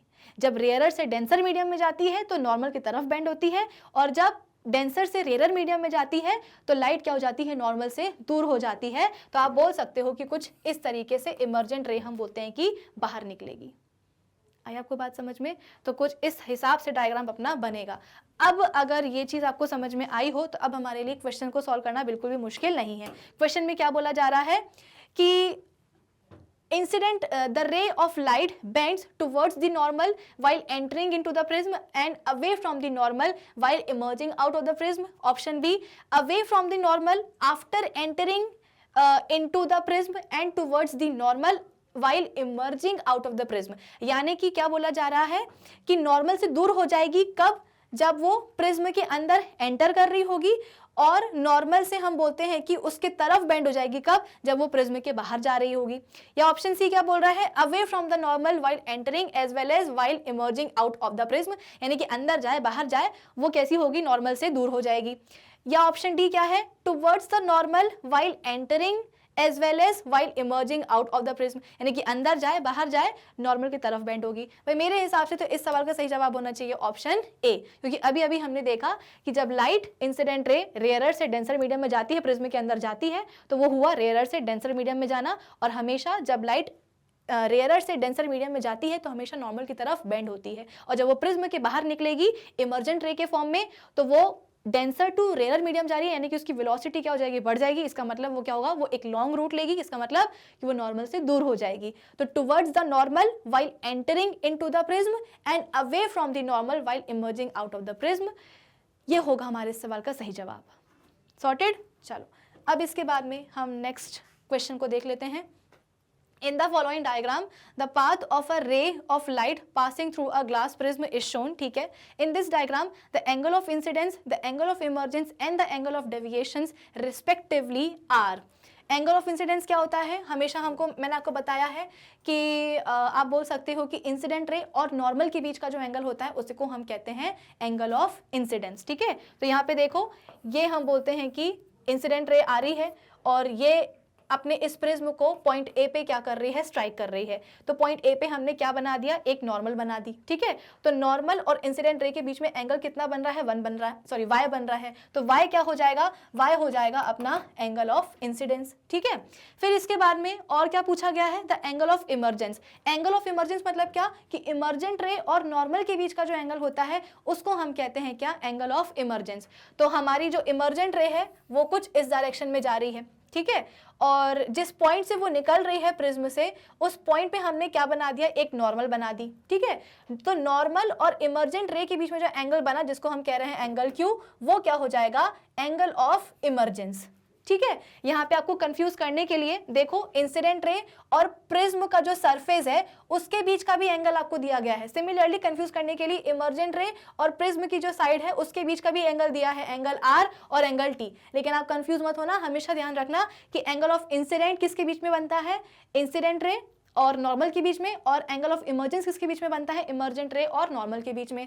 तो एंगल y क्या हो जाएगा, एंगल ऑफ इंसिडेंस, और q क्या हो जाएगा, एंगल ऑफ इमर्जेंस। नेक्स्ट क्या पूछा गया है, द एंगल ऑफ इमर्जेंस हो गया, and the angle of deviation. Angle of deviation क्या होता है, अगर आप क्या करो, इंसिडेंट रे को आगे की तरफ, ठीक है, इंसिडेंट रे को आप आगे की तरफ, इसको मैं रेड कलर से दिखा रही हूं, इंसिडेंट रे को आप क्या करो, आगे की तरफ एक्सटेंड कर दो। मतलब आप ये सोचो कि अभी रिफ्रैक्शन हुआ ही नहीं है, तो बिना रिफ्लेक्ट हुए इंसिडेंट रे क्या कर रही है, हमारे प्रिज्म के अंदर ट्रेवल कर रही है। तो जब आप इंसिडेंट रे को क्या करोगे, आगे की तरफ एक्सटेंड करोगे और इमर्जेंट रे को थोड़ा सा पीछे की तरफ क्या करोगे, एक्सटेंड करोगे, तो एक्सटेंडेड इंसिडेंट रे और इमर्जेंट रे के बीच में जो एंगल बनता है उसको हम क्या कहते हैं, एंगल ऑफ डेविएशन। बेसिकली ये एंगल ऑफ डेविएशन ही हमें बताता है कि कितना एग्जैक्ट डेविएशन हुआ है जब इंसिडेंट रे हमारी ग्लास प्रिज्म के अंदर ट्रेवल कर रही है तब। भाई अगर कोई मीडियम नहीं होता इंसिडेंट रे के सामने तो लाइट तो बिल्कुल ऐसे सीधे सीधे सीधे निकल रही होती। ये जो मैंने रेड कलर की लाइट बनाई है ये क्या है, ये वो वाला रास्ता दिख रहा है इंसिडेंट रे का जब रिफ्रैक्शन अगर नहीं हुआ होता तो अगर रिफ्रैक्शन नहीं होता तो हमारी इंसिडेंट रे ऐसे सीधे सीधे निकल जाती। लेकिन हुआ क्या, मीडियम चेंज हुआ, रिफ्रैक्शन हुआ, जिसके कारण वो अपने पाथ से डेविएट हो गई और इमर्जेंट रे बन के प्रिज्म के बाहर निकली है। तो एंगल ऑफ डेविएशन क्या होगा, वो बताएगा कि हमारी इंसिडेंट रे अपने ओरिजिनल पाथ से कितनी डेविएट हुई है और कैसे बाहर निकली है इमर्जेंट रे के फॉर्म में। तो एंगल ऑफ इमर्जेंस किसके बीच में बनेगा, एक्सटेंडेड, आगे की तरफ जो एक्सटेंडेड इंसिडेंट रे है और पीछे की तरफ जो एक्सटेंडेड इमर्जेंट रे है उसके बीच के एंगल को हम कहते हैं एंगल ऑफ डेविएशन। तो यहाँ पे कितना एंगल बन रहा है, P, तो हमारा P क्या हो जाएगा, P हो जाएगा एंगल ऑफ डेविएशन। ठीक है, तो यहाँ पे पूछा क्या क्या गया है, angle of incidence, angle of incidence कितना है, y है, एंगल ऑफ इमर्जेंस कितना है, एंगल ऑफ इमर्जेंस है q, और एंगल ऑफ डेविएशन है कितना, p। तो ये वाला ऑप्शन आपको कहाँ दिखाई दे रहा है, मेरे हिसाब से तो ऑप्शन डी इस सवाल का सही जवाब है ना। ऑप्शन डी में हमको बोल रहा है कि एंगल ऑफ इंसिडेंस कितना है, y है, एंगल ऑफ इमर्जेंस कितना है, q है, और एंगल ऑफ डेविएशन कितना है, p है, जो कि हमारे आंसर से मैच कर रहा है। तो इस सवाल का सही जवाब होगा option D, y, q and p। ठीक है, चलो अब इसके बाद में नेक्स्ट क्वेश्चन क्या है हमारे पास, after tracing the path of a ray of light through a glass prism a student marked the angle of incidence, angle of refraction, angle of emergence and angle of deviation as shown in the diagram. The correctly marked angles are. Basically बच्चे ने क्या करा, एक glass prism से जो है ना light को जो है ना पास करवाया और इसके बाद में लाइट का जो पाथ है उसको बेसिकली ट्रेस किया और angle of incidence, angle of emergence, angle of refraction, angle of deviation, इन सारे एंगल्स को मार्क कर दिया अपने डायग्राम में। अब हमको बताना है कि बच्चे ने कौन सा एंगल सही मार्क किया है। तो सबसे पहले हम बात करते हैं एंगल ऑफ इंसिडेंस की। तो एंगल ऑफ इंसिडेंस हमको दिख रहा है कि ये क्या है, हमारी इंसिडेंट रे है और इंसिडेंट रे और नॉर्मल के बीच का जो एंगल बन रहा है बच्चे ने उसी को एंगल ऑफ इंसिडेंस मार्क किया, यानी कि डेफिनेटली बच्चे ने एंगल ऑफ इंसिडेंस तो सही मार्क किया है। ठीक है, फिर इसके बाद में यहाँ पे हम देख रहे हैं कि ये वाली जो इमर्जेंट रे है, इमर्जेंट रे और नॉर्मल के बीच में उसने क्या किया है, एंगल ऑफ इमर्जेंस मार्क किया है। इसका मतलब क्या कि एंगल ऑफ इंसिडेंस और एंगल ऑफ इमर्जेंस तो बच्चे ने सही मार्क किया है, लेकिन मुझे यहाँ पे एंगल ऑफ रिफ्रैक्शन और एंगल ऑफ डेविएशन के बीच में कुछ घपला दिख रहा है। क्या, अभी मैंने आपको क्या बताया कि एंगल ऑफ डेविएशन क्या होता है, आगे की तरफ एक्सटेंडेड इंसिडेंट रे और पीछे की तरफ एक्सटेंडेड जो इमर्जेंट रे है उसके बीच के एंगल को हम क्या कहते हैं, एंगल ऑफ डेविएशन कहते हैं। लेकिन बच्चे ने यहाँ पे क्या किया है, एंगल ऑफ डेविएशन को क्या मार्क किया है, एंगल ऑफ रिफ्रैक्शन मार्क किया है। एंगल ऑफ रिफ्रैक्शन क्या होता है भाई, ये वाली इंसिडेंट रे जैसे ही ग्लास प्रिज्म के अंदर घुसेगी तो रिफ्रैक्ट होगी, तो जो रिफ्लेक्टेड रे और नॉर्मल के बीच का जो एंगल होगा जो कि बच्चे ने एंगल ऑफ डेविएशन मार्क करके रखा हुआ है वो होगा ना एंगल ऑफ रिफ्रैक्शन। इसका मतलब क्या कि बच्चे ने सिर्फ और सिर्फ एंगल ऑफ इंसिडेंस और एंगल ऑफ इमर्जेंस को सही मार्क किया है और एंगल ऑफ डेविएशन और एंगल ऑफ रिफ्रैक्शन को इंटरचेंज कर दिया है, उसको घुमा दिया है। तो हमसे बोला जा रहा था कि सही मार्क्ड एंगल्स कौन कौन से हैं, तो आपका जवाब होना चाहिए option A, angle of incidence and angle of, नहीं ऑप्शन ए नहीं, आपके पास होना चाहिए option B, angle of incidence and angle of emergence. ठीक है, एंगल ऑफ इंसिडेंस और एंगल ऑफ इमर्जेंस को बच्चे ने सही मार्क किया है, बाकी एंगल ऑफ रिफ्रैक्शन और डेविएशन वाले एंगल को गलत मार्क कर दिया है। ठीक है, चलो अब इसके बाद में हमारे पास नेक्स्ट क्वेश्चन क्या है, the splitting of white light into it's component colours is called. जब व्हाइट लाइट अपने कंपोनेंट कलर्स में स्प्लिट हो जाती है तो उसको हम क्या कहते हैं, उसका डिस्पर्जन कहते हैं, ऑप्शन सी। ठीक है, चलो आसान था ये वाला क्वेश्चन भी। नेक्स्ट क्वेश्चन क्या है, reason behind advance sunrise and delayed sunset. इसका तो भैया एक आप बोल सकते हो कि एक प्यारा सा जवाब है जिसको हम कहते हैं एटमॉस्फेरिक रिफ्लेक्शन। बेसिकली होता क्या है, सनराइज और सन सेट कैसे होता है? बेसिकली जब हमारा सन जो है वो होराइजन के ऊपर आ जाए तो उसे हम कहते हैं सनराइज, और जब वो होराइजन के क्या हो जाए, नीचे चला जाए, तो उसे हम कहते हैं सनसेट। होराइजन मतलब क्या? जहाँ पे सन और अर्थ वेयर दे मीट, ठीक है ना, व्हेन सन और अर्थ, जहाँ पे स्काई और अर्थ, ठीक है, जहाँ पे स्काई, ये हो गया स्काई और ये हो गई क्या, हमारी अर्थ। तो जहाँ पे स्काई और अर्थ मिलते हैं उसे हम क्या कहते हैं, होराइजन कहते हैं। तो जब हमारा सन क्या करे, इस होराइजन के नीचे चला जाए तो उसे हम कहते हैं सनसेट, और जब वो इस होराइजन के ऊपर आ जाए तो उसे हम कहते हैं क्या, सनराइज। अब बेसिकली होता क्या है, सपोज हमारा जो सन है वो क्या हो चुका है, ऑलरेडी नीचे जा चुका है। सन जो है हमारा ऑलरेडी नीचे जा चुका है, लेकिन इससे निकलने वाली जो सनलाइट है वो हमारे अर्थ क्रस्ट तक पहुंच रही है। ठीक है, कैसे पहुंच रही है, हमारी अर्थ क्रस्ट तक पहुंच रही है। कैसे? तो अर्थ का जो एटमॉस्फेयर है उसको क्रॉस करते हुए। अब जैसे कि मैंने आपको बताया कि अर्थ के एटमॉस्फेयर में कई सारी लेयर्स होती हैं, उनकी डेंसिटीज अलग अलग होती हैं। तो कहने को तो हमको ऐसा हमें दिखता है कि सन की जो सनरेज है ना वो हमारे तक बिल्कुल सीधे सीधे सीधे सीधे होकर के आ रही है, जबकि ऐसा होता नहीं है। सन की जो सनलाइट है, जो रेज है, वो अपने पाथ को कई बार डेविएट करते करते क्या होता है, हमारे आंखों तक पहुंचती है। ठीक है, तो सपोज सन की जो सनलाइट है, ऑलरेडी सनसेट हो चुका है, होराइजन के नीचे ऑलरेडी सन जा चुका है, लेकिन इससे निकलने वाली जो सनलाइट है वो हमारी आंखों तक पहुंची। अब हमारी आंखों को क्या पता कि सन की जो सनलाइट आ रही है वो डेविएट होकर के हमारी आंखों तक पहुंच रही है। हमारी आंखों ने क्या किया, जिस डायरेक्शन में सनलाइट आ रही थी ना, इस सनलाइट को उसी डायरेक्शन में क्या किया, पीछे की तरफ एक्सटेंड कर दिया, और जहां पे एक्सटेंडेड रेज मिली हमारी आंखों ने वहीं सन की क्या बना ली, इमेज बना ली। तो कहने को तो सन ऑलरेडी सेट हो चुका है, होराइजन के नीचे जा चुका है, लेकिन उससे निकलने वाली जो सन रेज थी वो आप बोल सकते हो कि रिफ्रैक्ट होकर के हमारी आंखों तक पहुंची, और हमारी आंखों ने क्या किया, इन रेज को पीछे की तरफ एक्सटेंड किया, और जहां पे ये रेज मिली वहां पे उन्हें क्या बना लिया, सन की इमेज बना ली। तो हमको लगता है कि सन अभी भी उगा हुआ है, अभी सेट नहीं हुआ है, जबकि ऑलरेडी सन क्या हो चुका है, सेट हो चुका रहता है। तो इसे हम क्या कहते हैं, डिलेड सनसेट कहते हैं। क्यों हुआ है सनसेट में डिले? क्योंकि वहां पे एटमॉस्फेरिक रिफ्रैक्शन हुआ है। ऐसे ही कुछ कब होता है, जब सनराइज की बारी होती है। सनराइज के टाइम पे क्या होता है, सनराइज के टाइम पे हम बोलते हैं कि एडवांस सनराइज हो जाता है, यानी कि सन अभी भी कहाँ है, सन हम बोलते हैं कि ऑलरेडी आप बोल सकते हो कि होराइजन के नीचे ही है। ठीक है, हम बोल रहे हैं कि सन कहाँ है, ऑलरेडी होराइजन के नीचे ही है, लेकिन इससे जो निकलने वाली रेज हैं वो हम बोलते हैं कि ऑलरेडी कहाँ आ चुकी हैं, हमारी आंखों तक आ चुकी हैं। ठीक है, और हमारी आंखें क्या करती हैं, इन रेस को पीछे की तरफ एक्सटेंड करती हैं और सन की एक इमेज बना लेती है। तो हमको लगता है कि सन जो है ना सनराइज हो चुका है, लेकिन अभी सनराइज होने में थोड़ा सा टाइम है। वो तो सन से आ रही जो रेज हैं उनका क्या हो गया है, रिफ्लेक्शन हो गया है अर्थ क्रस्ट तक आते हुए या हमारी आंखों तक आते हुए। इसीलिए हमको लगता है कि ऑलरेडी जो है ना सनराइज हो चुका है, जबकि सनराइज में अभी थोड़ा सा टाइम होता है। तो उसे हम कहते हैं एडवांस सनराइज, और फिर सनसेट को हम कहते हैं डिलेड सनसेट। आई आपको बात समझ में? तो इस सवाल का सही जवाब क्या होना चाहिए, इस सवाल का सही जवाब होना चाहिए एटमॉस्फेरिक रिफ्रैक्शन। ठीक है, तो आई होप इतना सभी को समझ में आ रहा होगा।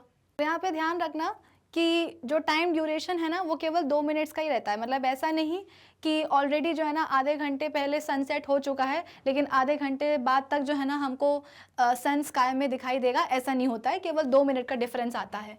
ठीक है, सिर्फ 2 मिनट का डिफरेंस आता है। हमको लगता है कि ऑलरेडी अभी जो है ना सन सेट नहीं हुआ है, सन की इमेज हमको, सन की पोजीशन हमें दिखाई देती रहती है स्काई में, लेकिन सन ऑलरेडी सेट हो चुका रहता है, होराइजन के नीचे जा चुका रहता है। और कितना गैप आता है इस टाइम पीरियड में, केवल 2 मिनट का, ज़्यादा डिफरेंस नहीं होता है। ठीक है, चलो अब इसके बाद में, हाँ, तो क्यों होता है, एटमॉस्फेरिक रिफ्लेक्शन के कारण होता है। तो क्लियर हो गया होगा आपको ये वाला क्वेश्चन। नेक्स्ट क्वेश्चन क्या है हमारे पास, in an experiment to trace the path. अच्छा, ये वाला क्वेश्चन शायद रिपीट हो गया है ना, तो ये वाला क्वेश्चन हम ऑलरेडी कर चुके हैं, ये आपका होमवर्क है वैसे, है ना। चलो, while performing the experiment to trace the path of a ray light passing through a glass prism, 4 students marked the incident ray and the emergent ray in their diagrams in the manner shown below. The correct path of the rays has been shown by, basically again वही prism वाला है कि prism है और 4 बच्चों ने क्या किया है, अपने अपने प्रिज्म में इंसिडेंट रे को पास करवाया है और इसके बाद में उन्होंने डायग्राम बनाया है कि जब उन्होंने इंसिडेंट रे अपने ग्लास प्रिज्म में पास करवाई तो इमर्जेंट रे कैसे बाहर निकली। अब मैं आपको पहले भी बता चुकी हूँ कि प्रिज्म की टेंडेंसी होती है कि जैसे ही आप उसके एक सरफेस पे क्या करोगे, इंसिडेंट रे को स्ट्राइक करवाओगे, तो वो क्या करेगा ना, रेस को अपने बेस की तरफ, ठीक है, रेस को अपने बेस की तरफ क्या करेगा, बेंड करने की कोशिश करेगा। तो अगर हम डायग्राम 1 को देखें तो इंसिडेंट रे आ तो ऊपर से रही थी, जाना उसको नीचे ही चाहिए था, लेकिन वो गई कहाँ, ऊपर चली गई, यानी कि ये गलत है। सेकेंड डायग्राम क्या है, इंसिडेंट रे आ रही थी नीचे से और गई वो कहाँ, कुछ इस तरीके से। चलो ठीक है, हम बात करते हैं किसकी, अपने थर्ड डायग्राम की। थर्ड डायग्राम में क्या हुआ, बेसिकली इसको उल्टा रखा गया है, लेकिन अगर इसको हम सीधा करके देखें तो सीधा करके ये डायग्राम हमको बिल्कुल सही दिखेगा। कैसे सही दिखेगा, क्योंकि इंसिडेंट रे हमारी कुछ ऐसे गई, फिर इसके बाद में थोड़ी सी बेंड हुई और फिर अल्टीमेटली ये बाहर कैसे निकली, बाहर हम बोलते हैं कि इमर्जेंट रे के फॉर्म में निकली। और ये इमर्जेंट रे कैसी है, अपना जो प्रिज्म है ना उसके बेस के तरफ है। अगर हम इस वाले डायग्राम की बात करें तो देखा जाए तो इस वाली इंसिडेंट रे में तो रिफ्रैक्शन हुआ ही नहीं है भाई। इंसिडेंट रे प्रिज्म के अंदर जाएगी तो रिफ्रैक्शन होगा। रिफ्रैक्शन क्यों होगा, क्योंकि वो अपने पाथ से डेविएट होगी, क्योंकि ग्लास से बना हुआ है ये प्रिज्म, और प्रिज्म क्या है, एक दूसरा मीडियम है। तो जब एक से दूसरे मीडियम में जाया जाता है तो पाथ को डेविएट, आप बोल सकते हो कि अपने आप लाइट का पाथ डेविएट हो जाता है। लेकिन एग्जैक्टली यहाँ पे क्या हुआ, इंसिडेंट रे आई और सीधे सीधे जो है ग्लास के प्रिज्म के अंदर चली गई। ऐसा थोड़ी ना होगा भाई, ये वाला डायग्राम हमको सही लग रहा है। क्यों, इंसिडेंट रे आई, आने के बाद क्या हुआ, अपने पाथ से डेविएट हुई, जब वो बाहर निकली तो फिर डेविएट हुई। और कैसे डेविएट हुई, इमर्जेंट रे कैसे आई है, प्रिज्म के बेस की तरफ आई है। तो अभी तक तो मुझे ये वाला डायग्राम सही लग रहा है, ठीक है। फिर इसके बाद में अगर मैं इस डायग्राम की बात करूं तो ये वाला डायग्राम ही गलत है। क्यों गलत है, इसको सीधा करके देख लो ना। सीधा करके यहाँ पे क्या हो रहा है, इंसिडेंट रे आई कुछ इस तरीके से, ठीक है, ऊपर की तरफ चली गई और फिर और ऊपर चली गई। ऐसा थोड़ी ना होता है। मैंने आपको बताया है ना कि प्रिज्म क्या करता है, जो भी लाइट उसके ऊपर इंसिडेंट होती है ना उसको अपने बेस की तरफ बेंड करने की कोशिश करता है। तो देखो यहाँ पे बकायदा इंसिडेंट रे क्या हो रही है, रिफ्रैक्शन के बाद बेस की तरफ, प्रिज्म के बेस की तरफ क्या हो रही है, बेंड हो रही है। तो ये वाला जो डायग्राम है बिल्कुल सही है। तो इस सवाल का सही जवाब होना चाहिए ऑप्शन सी, कि थर्ड डायग्राम क्या है, बिल्कुल सही है, ठीक है। चलो अब इसके बाद में नेक्स्ट क्वेश्चन क्या है हमारे पास, the splitting of light into its component colours. ये वाला भी रिपीट हुआ है ना शायद, ऑप्शन बी, इसका हम बता चुके हैं, डिस्पर्जन है। फिर इसके बाद में stars appear to be twinkling because atmospheric refraction. समझाया था ना मैंने आपको कि कैसे स्टार्स हमको ट्विंकल करते हुए दिखाई देते हैं। कभी लगता है ब्राइट है, कभी लगता है डल है, कभी लगता है ब्राइट है, कभी लगता है डल है। क्यों, क्योंकि स्टार से निकलने वाली जो स्टारलाइट है वो ज़रूरी नहीं है कि हमारी आंखों तक सेम क्वांटिटी की पहुंचे। कभी कभी स्टार से निकलने वाली जो स्टारलाइट है ना वो हमारी आंखों तक पहुंचने के पहले ही रिफ्रैक्ट हो जाती है और यहाँ वहाँ बेंड हो जाएगी। तो जिस मूवमेंट पे आपको लगेगा कि स्टारलाइट हमारी आंखों तक कम पहुंच रही है, यानी कि स्टार हमको डल दिखाई दे रहा है, एक्चुअली वो डल नहीं होता है, वो तो अपनी तरफ से उतनी ही लाइट दे रहा है आपको, आपकी आंखों तक नहीं पहुंच रही है, वो बात अलग है। किसकी वजह से, तो एटमॉस्फेरिक रिफ्रैक्शन की वजह से। सॉर्टेड। तो भाई आज के सेशन के लिए इतना ही। आज के लिए मैंने आपको केवल एक ही होमवर्क दिया है, अच्छे से करना वो होमवर्क और उसका आंसर मुझे कमेंट सेक्शन में बताना। आज के लिए इतना ही। अब हम मिलेंगे अपने नेक्स्ट सेशन में और डिस्कस करेंगे कुछ और नए क्वेश्चंस कोई और नए चैप्टर के। तब तक के लिए keep learning with magnet brains. Thank you for watching.